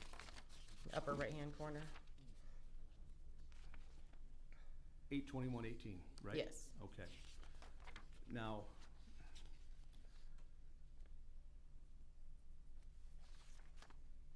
item number 3 was the water bottle we now know as Mollie Tibbetts' bottle, right? Yes. Item number 4, that's the Dr. Pepper can. And you tested that for DNA, right? Yes. And tell us what we learned from the DNA testing on the Dr. Pepper can. The DNA profile that I developed from a swabbing of the mouth of the Dr. Pepper can indicated a mixture of 2 individuals. The profile of a major male contributor was determined. I call that profile male A. Okay. What steps were taken, if any, to determine who the person we call male A was? I did not receive any other knowns to determine who that was. Okay. So, explain this to me. You're there looking at a crime scene. She's a missing person. At this point, when you're testing this stuff, do we know if she's deceased or not? Not at this point, no. Okay. So at this point, she's still missing, right? Yes. And the possibility of her being abducted from that home is a very real possibility, correct? Yes. And we have unknown DNA on a item of evidence from her home, and you weren't asked to test that? I didn't receive anybody else's knowns to compare to it, no. Okay. Did you tell anybody that you had unknown male DNA in Mollie Tibbetts' bedroom, essentially, on an item taken from that bedroom on the day she disappeared? It's in this report. I think that's as far as I did Okay. for notifying. Who'd you give this report to? This is put on a website and is available to the county attorneys and the law enforcement agency. Okay. And then item number 5 is the the Arizona can, that's the Arnold Palmer, right? Yes. And again, you had a mixture of Mollie Tibbetts, partial profile, right? Yes. And then male A shows up again, right? Yes. And no one asked you to test any further, right? Correct. Okay. Now, on your report number 2, there's items that go from 11 through, I'm gonna go 21, a number of hairs, and then a container containing a possible fingernail. You see those? Yes. Who seized those hairs and the fingernail? I don't know who sees them. They were submitted by the Powashik County Sheriff's Office. Okay. You don't know where they come from? I believe those were from a Nissan Altima. Okay.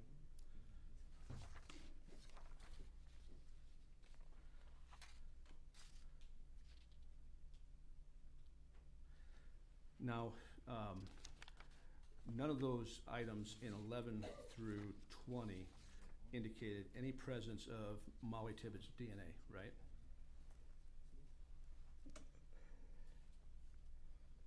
So there was only one that I was able to do our testing on, and that one was not her. The rest of them were not suitable for nuclear DNA testing. Okay. And then we move on farther to the items that are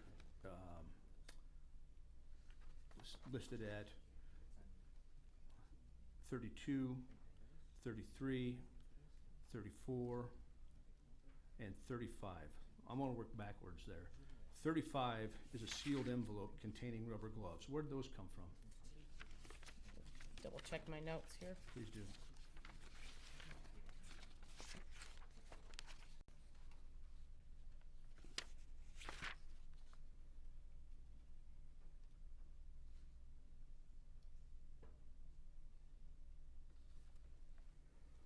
The only thing I have noted, they were in an envelope that was addressed to Powashik County Sheriff's Office. So I don't know where they came from. Okay. No DNA on those. The DNA was too weak. Okay. Item 33 are the black shorts. Now, that's where you first tested for seminal fluid, right? Yes, I've tested those I screened those for seminal fluid. And who asked you to screen those for seminal fluid? I looked at them, and I was asked to look at them for DNA analysis, and I looked at, so depending on what the stains looked like, that's how I determined which screening test to do. Okay. And those were submitted on July 26, 2018, so those were located before Mollie Tibbetts was located, right? Yes. Okay, so those we don't know if have any connection to this case at all, right? Correct.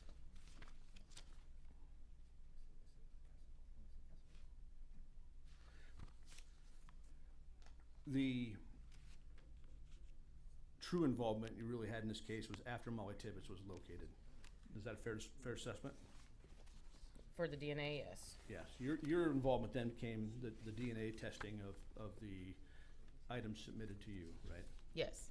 Now let's talk about DNA a little bit with the jury, because DNA always kind of blows your mind when you use these words like nonillion and megazillion or whatever. Okay, right? Right. To be fair, it takes very little substance to get these really big numbers, right? You have, and I'm not sure how to answer that. DNA is very small. Yes. Very, very small, right? Yes. I mean, I think the picture that Mr. Brown pulled up for you of your cutting in the trunk was probably small as a dime, right? Smaller, yes. Yeah, so we're not talking about, when you say 1 out of 8 nonillion, we're not talking about necessarily the size of the sample. It's just DNA is microscopic, right? Yes, because the DNA I'm testing is inside the nucleus of your cells in your body.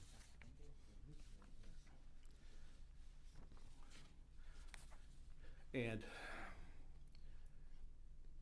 each person's DNA, unless you have a twin, of course, is unique to that person. More unique than fingerprints, right? As unique, yes. Okay. Now, these 21 locations you have, those are broken down into further parts, are they not? Yes. And those are called fractions? At each location of those 21 locations, you have 2 alleles. Okay. And those alleles, there's one called an epithelial? That's, you're talking about a differential extraction now. Okay. So each allele, you have 2 alleles, you have 42 alleles in each DNA cell, right? That's the 42 locations I'm testing. Okay. Or the 21 locations that have 42 alleles, yes. The 21 locations that have 42 alleles. Okay. So let's look at your report now. Report number 5, dated November 9th of 2018. You first received some left-hand fingernails at item 37, that's the lab number, and the agency number is 01MT. And it goes through item number 40, which includes left-hand fingernails, right-hand fingernails, left foot toenails, and right foot toenails. Am I correct? Yes. Now, your report says that no examinations were performed on the fingernails, toenails, or the pulled scalp hair at item 41. Do you see that? Yes. But did I hear you say on direct examination that you tested the toenails? The left toenails, item 39. Was 39, okay. What was the purpose, to your understanding, of the fingernails being submitted to you? They were being submitted as a possible known profile of the Jane Doe at the time. Okay. Is there any way to look at those fingernails and be able to tell if there's any DNA from someone else there? You could swab them to see if there was DNA from someone else, yes. Was that ever done? No. And DNA, we're sloughing DNA off all the time, aren't we? Yes, skin cells, yes. I mean, it's kind of scary. We slough off millions of DNA cells every day, right? The skin cells that you shed have some DNA in them. They're not always a full DNA profile in every dead skin cell that comes off. Sure. But even if you don't have a full DNA profile, a partial DNA profile can tell you something, right? Yes. I mean, if someone comes by here and swabs a table, they may not be able to say Chad Freeze was sitting here, but they could possibly say a man was sitting here, right? Possibly. Okay.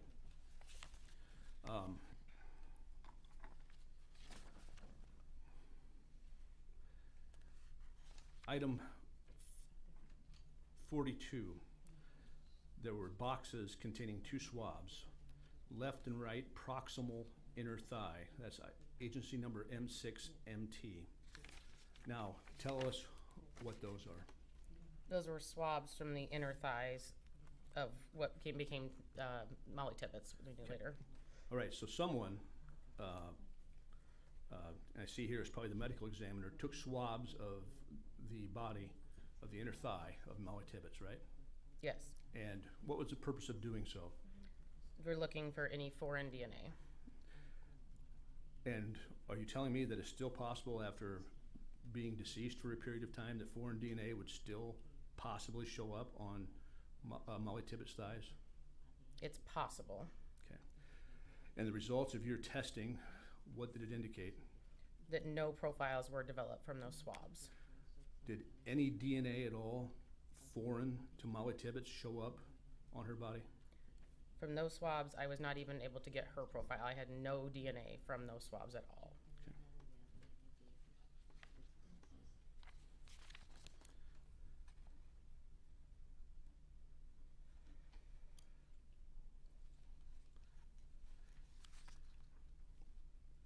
Okay. At item 49, is described as tape lifts from trunk interior on the black Malibu. What are tape lifts from trunk interior of black Malibu? Pressed it against the fabric in the trunk and then submitted that. For DNA analysis? looking, usually when they submit tape lifts for DNA, they're looking for hairs. Okay. Were there any hairs located? I did not examine that item. Why not? I had other items that I looked at, and then I was not requested to go back and test that.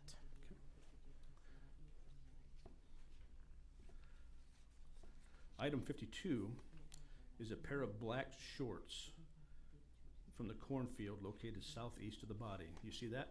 Yes. Now you tested that, correct? Yes. And what'd you test that for, first of all? I did a screening test for the presence of seminal fluid, which did not indicate the presence of seminal fluid on 15 areas on those black shorts. And I did DNA testing on one area from the front right leg. And what was the conclusion? Then I also did screening tests that were inconclusive for the presence of blood on 2 additional areas on the black shorts, and I attempted DNA on both of those areas, and no profiles were developed from the 3 samples I took from the black shorts. So these shorts had neither Cristhian Bahena Rivera's blood nor his seminal fluid on them. Is that a fair statement? They had no DNA profile that I was able to develop. And who asked you to test those shorts for seminal fluid? That was based on the information I had in the case and what the stains looked like. So there were stains on those shorts that looked like seminal fluid could be there? The stains that could possibly be, that's why I screened them. Okay. Then also someone in the case file asked to have those tested for seminal fluid? I don't recall anybody specifically requesting that. I could check the correspondence log. I don't remember anybody specifically requesting seminal fluid. That's fine. Let's move on. Okay. Item 53 talks about a pink fabric band located in the cornfield southeast of the body. Do you see that? Yes. Was that tested? I did not see any stains on that fabric, so I did not perform any testing. So nothing that looked like blood? No. And item 54, you note it to be a piece of striped fabric located in the cornfield southwest of the body. First of all, I want you to describe this piece of striped fabric for me. Look at my notes.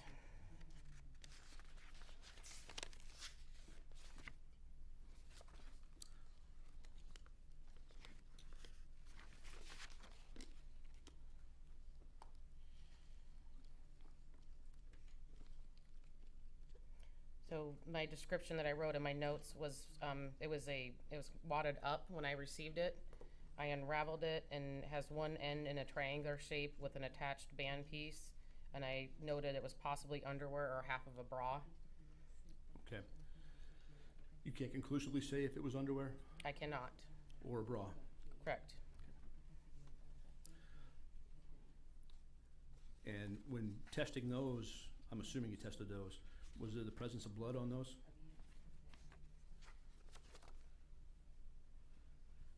Yes, it indicated the presence of blood. If, for sake of argument, if these were a pair of women's underpants, would you necessarily be surprised to find the presence of blood? Depending on the situation, no. Okay. Did you also test those for seminal fluid? I did. And were any indications of seminal fluid found? The screening test did not indicate the presence of seminal fluid, and no sperm were microscopically identified in that sample. And no DNA profile was able to be determined from that? So no profile was developed from the sperm fraction, and the DNA factors detected in the epithelial fraction were too weak for conclusive interpretation. So we do not have Cristhian Bahena Rivera's DNA on that piece of evidence? I cannot include or exclude anybody from that epithelial DNA.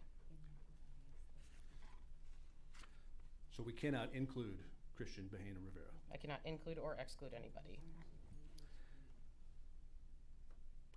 The napkin Mr. Brown asked you about, the napkin that had 1 in 26 octillion possibility of being Cristhian Bahena Rivera's blood, that was found in his trailer, right?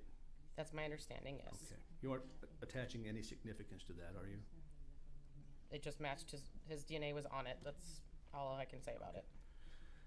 On items 58 through 61, now your report was authored 11/9/2018. Those are the trunk liners that you talked about that were tested later, right? Correct. And that's when Mr. Brown asked for further testing, right? Yes. Why on earth were they not tested back in November of 2018? I tested the swab, which was lab item 68, and I had a profile from that, so I did not do any further testing at that time. And where'd that swab come from? That was submitted by the crime scene team. And did they tell you what they swabbed to get that? It was listed as stain on lower exterior rubber seal of trunk of black Malibu. Okay, so we have the stain on the seal and we go no further? That's the theory? Once I develop a probative DNA profile, at least to my understanding as a probative profile, I do not continue to test unless requested. Okay. And nobody from Agent Valletta to anyone else asked you to do any more testing, right? Well, Scott Brown asked me to later, yes. Until Mr. Brown did, no one else wanted to do any more investigation, right? I might ask that calls for speculation as to what anyone else would want to do. Sustained. No one else asked you to until Mr. Brown did. I don't believe so. Okay.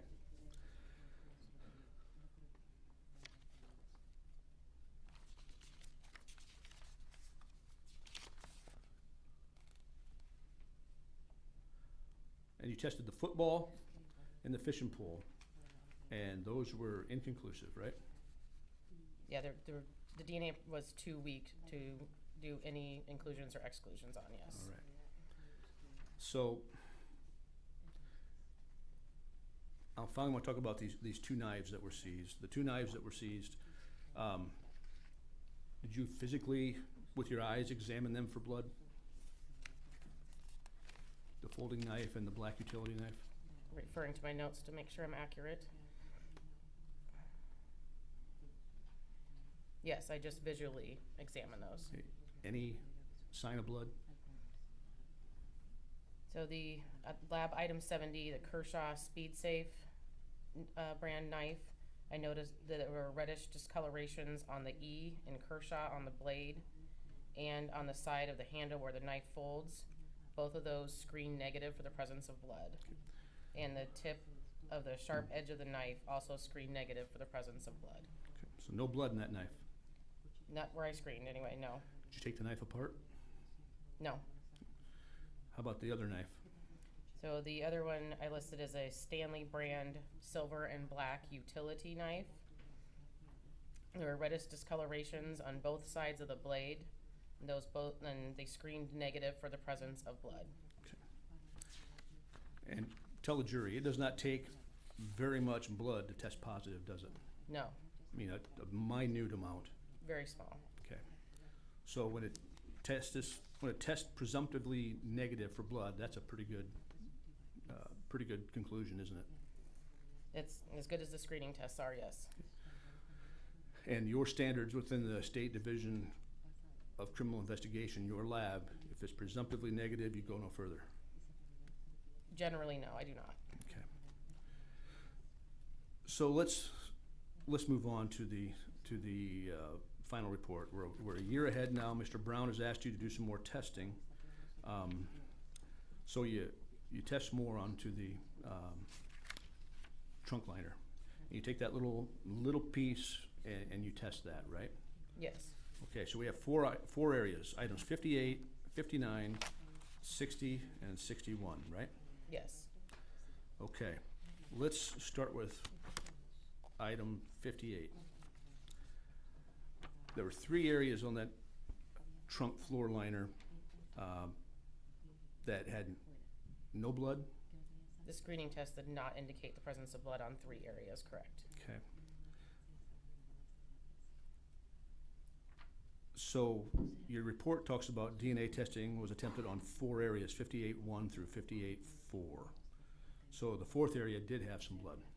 No, there is 2 sentences in that first one, so there was 3 areas Okay. that screened negative for blood, and then there was 4 additional areas that screened positive for blood that I tested. Okay. And in those 4 areas, what'd you learn? That the profile that I developed from each of them indicated a mixture of 2 individuals that was too weak and complex for conclusive interpretation. So we have a mixture of 2 people's DNA, Yes, and likely at least one of them's blood, right? yes. And you can tell nothing from this mixture? I cannot include or exclude anybody from those mixtures, no. You can't exclude Cristhian Bahena Rivera from that? I cannot include or exclude. Why not? Because the DNA that is, we have standards to make sure that we are not interpreting stuff that is too weak and making false inclusions or exclusions. So when it's not strong enough to sample, I say it's too weak and complex. And with this being a mixture also, it might be because there's different levels of DNA that are not clear which one's like a major and minor contributor that I'm able to determine in other cases. So what's the standard? What's the threshold? Tell me that, as to when I can say perhaps any conclusion can be reached. Is it male? Is it female? Is it Christian? Is it not? So to determine, we generally right now use, we have to have at least 8 locations, and we have 2 different thresholds. And the one that's called a stochastic threshold, where if there is 2 different peaks at that location, then you should see that the other peak is there if you're over that stochastic threshold. If you don't have at least 8 locations that have 2 peaks that you consider like the major in that case, or above the stochastic threshold, then we say that it's too weak and complex, or too weak that we can't do any interpretation on it. So how many indicators were in this mixture? Can you tell me? I can look.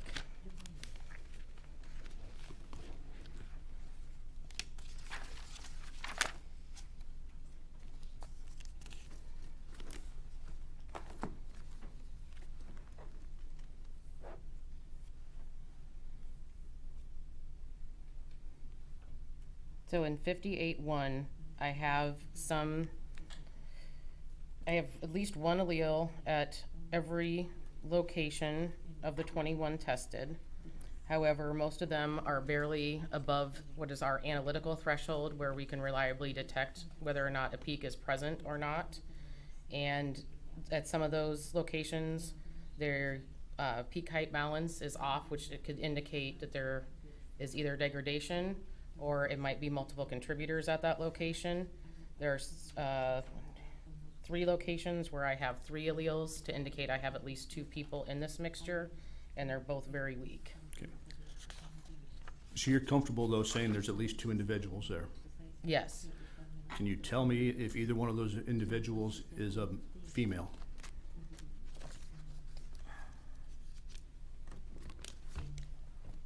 Let me refer to the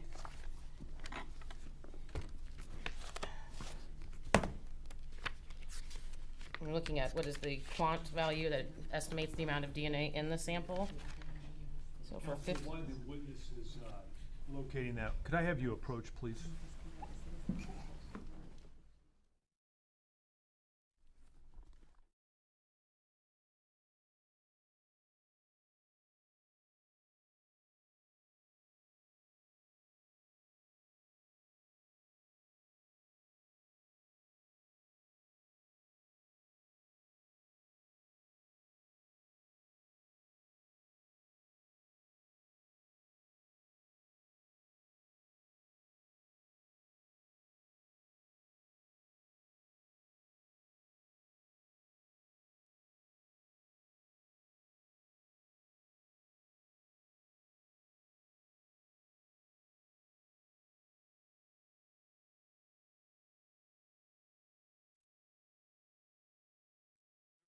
We'll take one more recess, take a 10-minute recess, and then we'll come back and finish up. Just want to remind you of your admonition. Please leave the notebooks where they are, and you're free to leave at this time. And Ms. Scott, again, you can step down.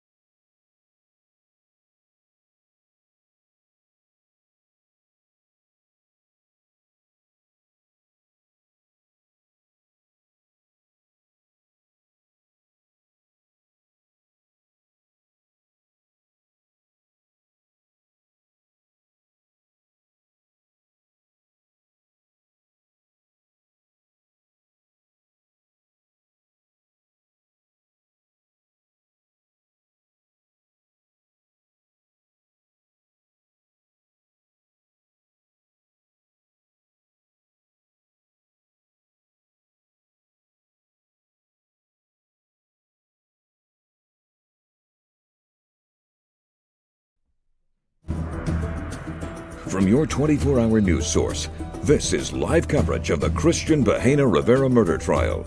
Some viewers may find this content disturbing. Viewer discretion is advised.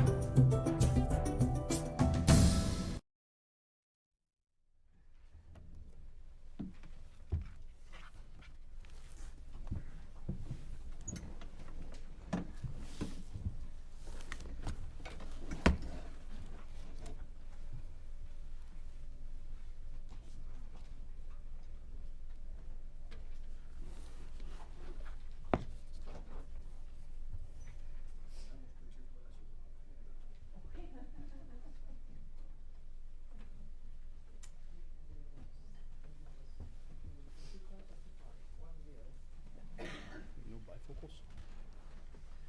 All right, we're back on the record. We're in the presence of the jury. Mr. Bahena is present along with the attorneys of record. Ms. Scott, I want to remind you, you're still under oath. Mr. Freeze, you may continue with your cross-examination of this witness. Thank you. So, Ms. Scott, item 58, after a review of your notes, review of your records, is it possible to tell any identifiers of the contributors of the two DNA profiles? Are we talking about item 58? Item 58. So on the 4 samples that I took from that, we do what's called, on every sample I do what's called a quant, which estimates the amount of DNA in the sample. It also estimates the amount of male DNA in the sample.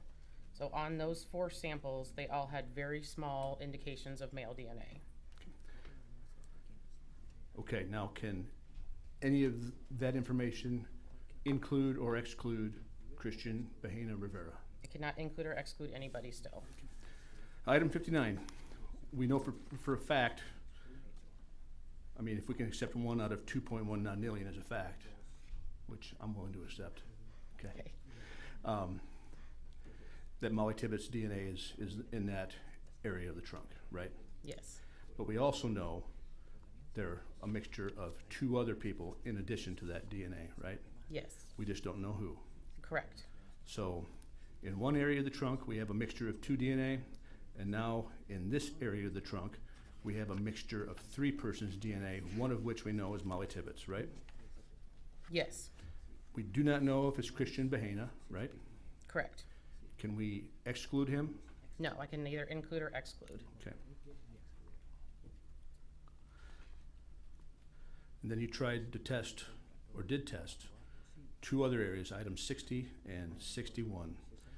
And what were the conclusions there again? Those are also 2 week. So Mollie Tibbetts' DNA was not there. I was not able to determine, I will not be, there's 2 week for conclusive interpretation, so I cannot include anybody. Very well. One final thing. The stain, the blood stain on the trunk gasket, you recall seeing the picture up on the television screen, right? Yes. It was shown there with a ruler, if you will, for scale, right? Yes. The size of that stain was quite small, was it not? Depends on what you're comparing to. I don't know. Okay. Was it the ruler on the display was a ruler that showed a couple centimeters, right?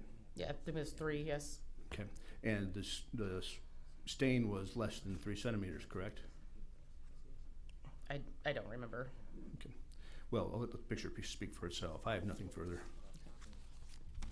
Mr. Brown, you may redirect.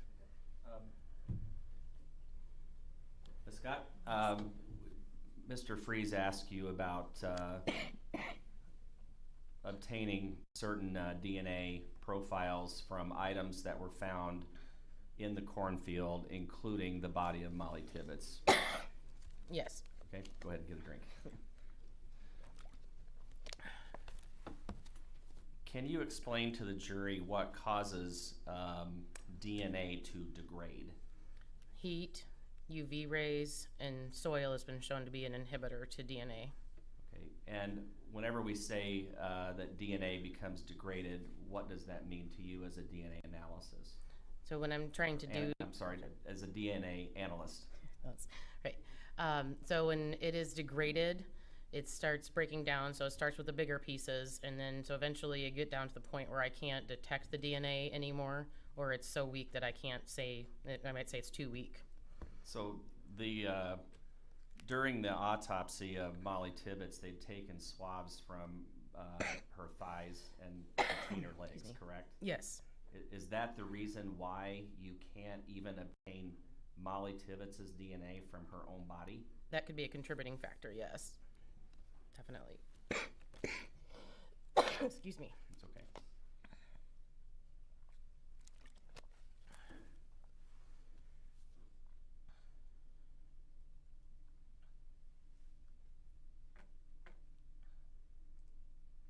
And last thing here.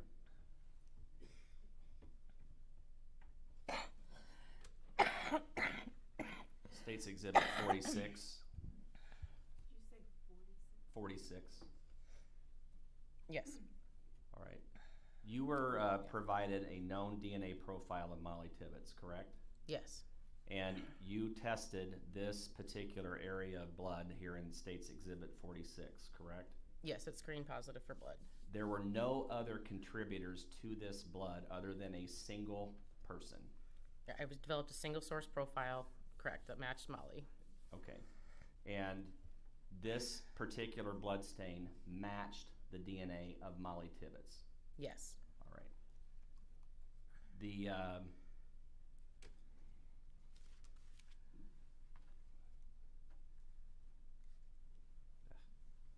hang on. We haven't shown the jury State's Exhibit 47. Is this the same stain inside the trunk that we saw in previous photos? Yes. 50 or 47 and 48? Yes. Okay.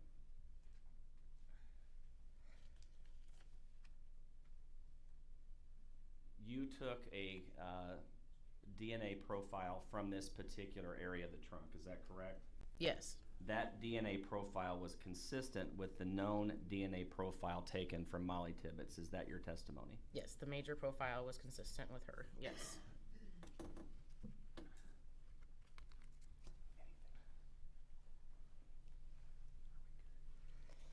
That's all. I don't have anything further. Mr. Freeze, do we have anything else to this witness? Okay. The picture of item 46, the blood on the trunk gasket, DNA won't tell us how it got there, right? Correct. Won't tell us if it was transferred there, will it? Will not. Will not tell us if it was dropped there, right? Correct. Won't tell us if it was scraped on there, right? Correct. Just tells us what it is. Yes. I have nothing further. Mr. Brown, are we done with this witness? We are. Okay. Ms. Scott, thank you for being here. You're excused. You may Thank you. step down.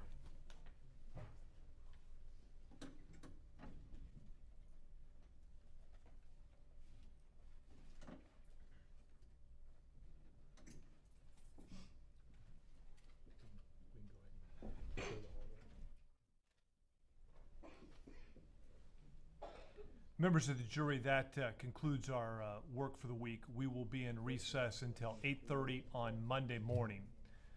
Now, with that said, I want to talk to you a little bit about the weekend as it relates to you, and by segue of that, I'll share with you a little bit about my weekend. So, much to the chagrin of my daughters, my family will be traveling both Saturday and Sunday, 4 hours round trip, to watch my son play baseball. And I'm pointing out to you that, yes, even during the trial, I will continue in my role as the oldest first base coach in the history of Iowa youth baseball. So why I tell you that is that you're not homebound, you're not cloistered. We understand that you want to go on with your life, and that's fine. You can do, to a certain extent, what you would normally do on a given weekend. But you do have to remember and honor your admonition that was given to you at the outset of the trial. And for those reasons, I'm going to go back over and highlight a few things that I think are relevant to you as you head into the weekend. Under your oath as jurors in this cause, you are admonished that it is your duty not to permit any person to speak or communicate with you on any subject connected with the trial of this case. You are not to talk with any of the parties, their attorneys, or their witnesses during the trial, even upon matters wholly unrelated to this trial. Should anyone try to discuss the case with you or in your presence, you should not listen to the conversation and should immediately walk away. If a person should persist in speaking to you, try to find their name and report it to the court. You are also admonished not to converse amongst yourselves or with anyone, including family members, on any subject connected with the trial of this cause. You should not form or express an opinion on this case until you have retired to your jury room to deliberate. You should keep an open mind until you have heard all the evidence, the statements and arguments of counsel, the instructions of the court, and until the case is finally submitted to you for your deliberations. Not only must your conduct as jurors be above reproach, but you must avoid the appearance of any improper conduct. You must avoid reading, listening to, or watching news accounts of this trial, if there should be any, for sometimes such accounts are based upon incomplete information or contain matters which would not be admissible in court and could unduly influence your ultimate decision. You may not visit or investigate the scene of this occurrence unless directed to do so by the court. As the jury, you are the judge of the facts.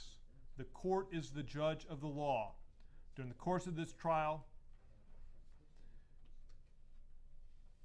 I may be required to decide questions of law, and before you leave to deliberate this case, you will be instructed as to the law you are to follow in reaching your verdict. So again, I've not given the admonition again in its entirety. You are bound by it in its entirety. But again, reemphasizing those points hopefully gives you some guidance for the weekend. Leave your notebooks where they are. They'll be collected and held by the court attendant over the weekend, and they'll be redistributed to you on Monday morning. Back here at 8:30 Monday morning. Enjoy your weekend. We'll see you then. Thanks. We're in recess.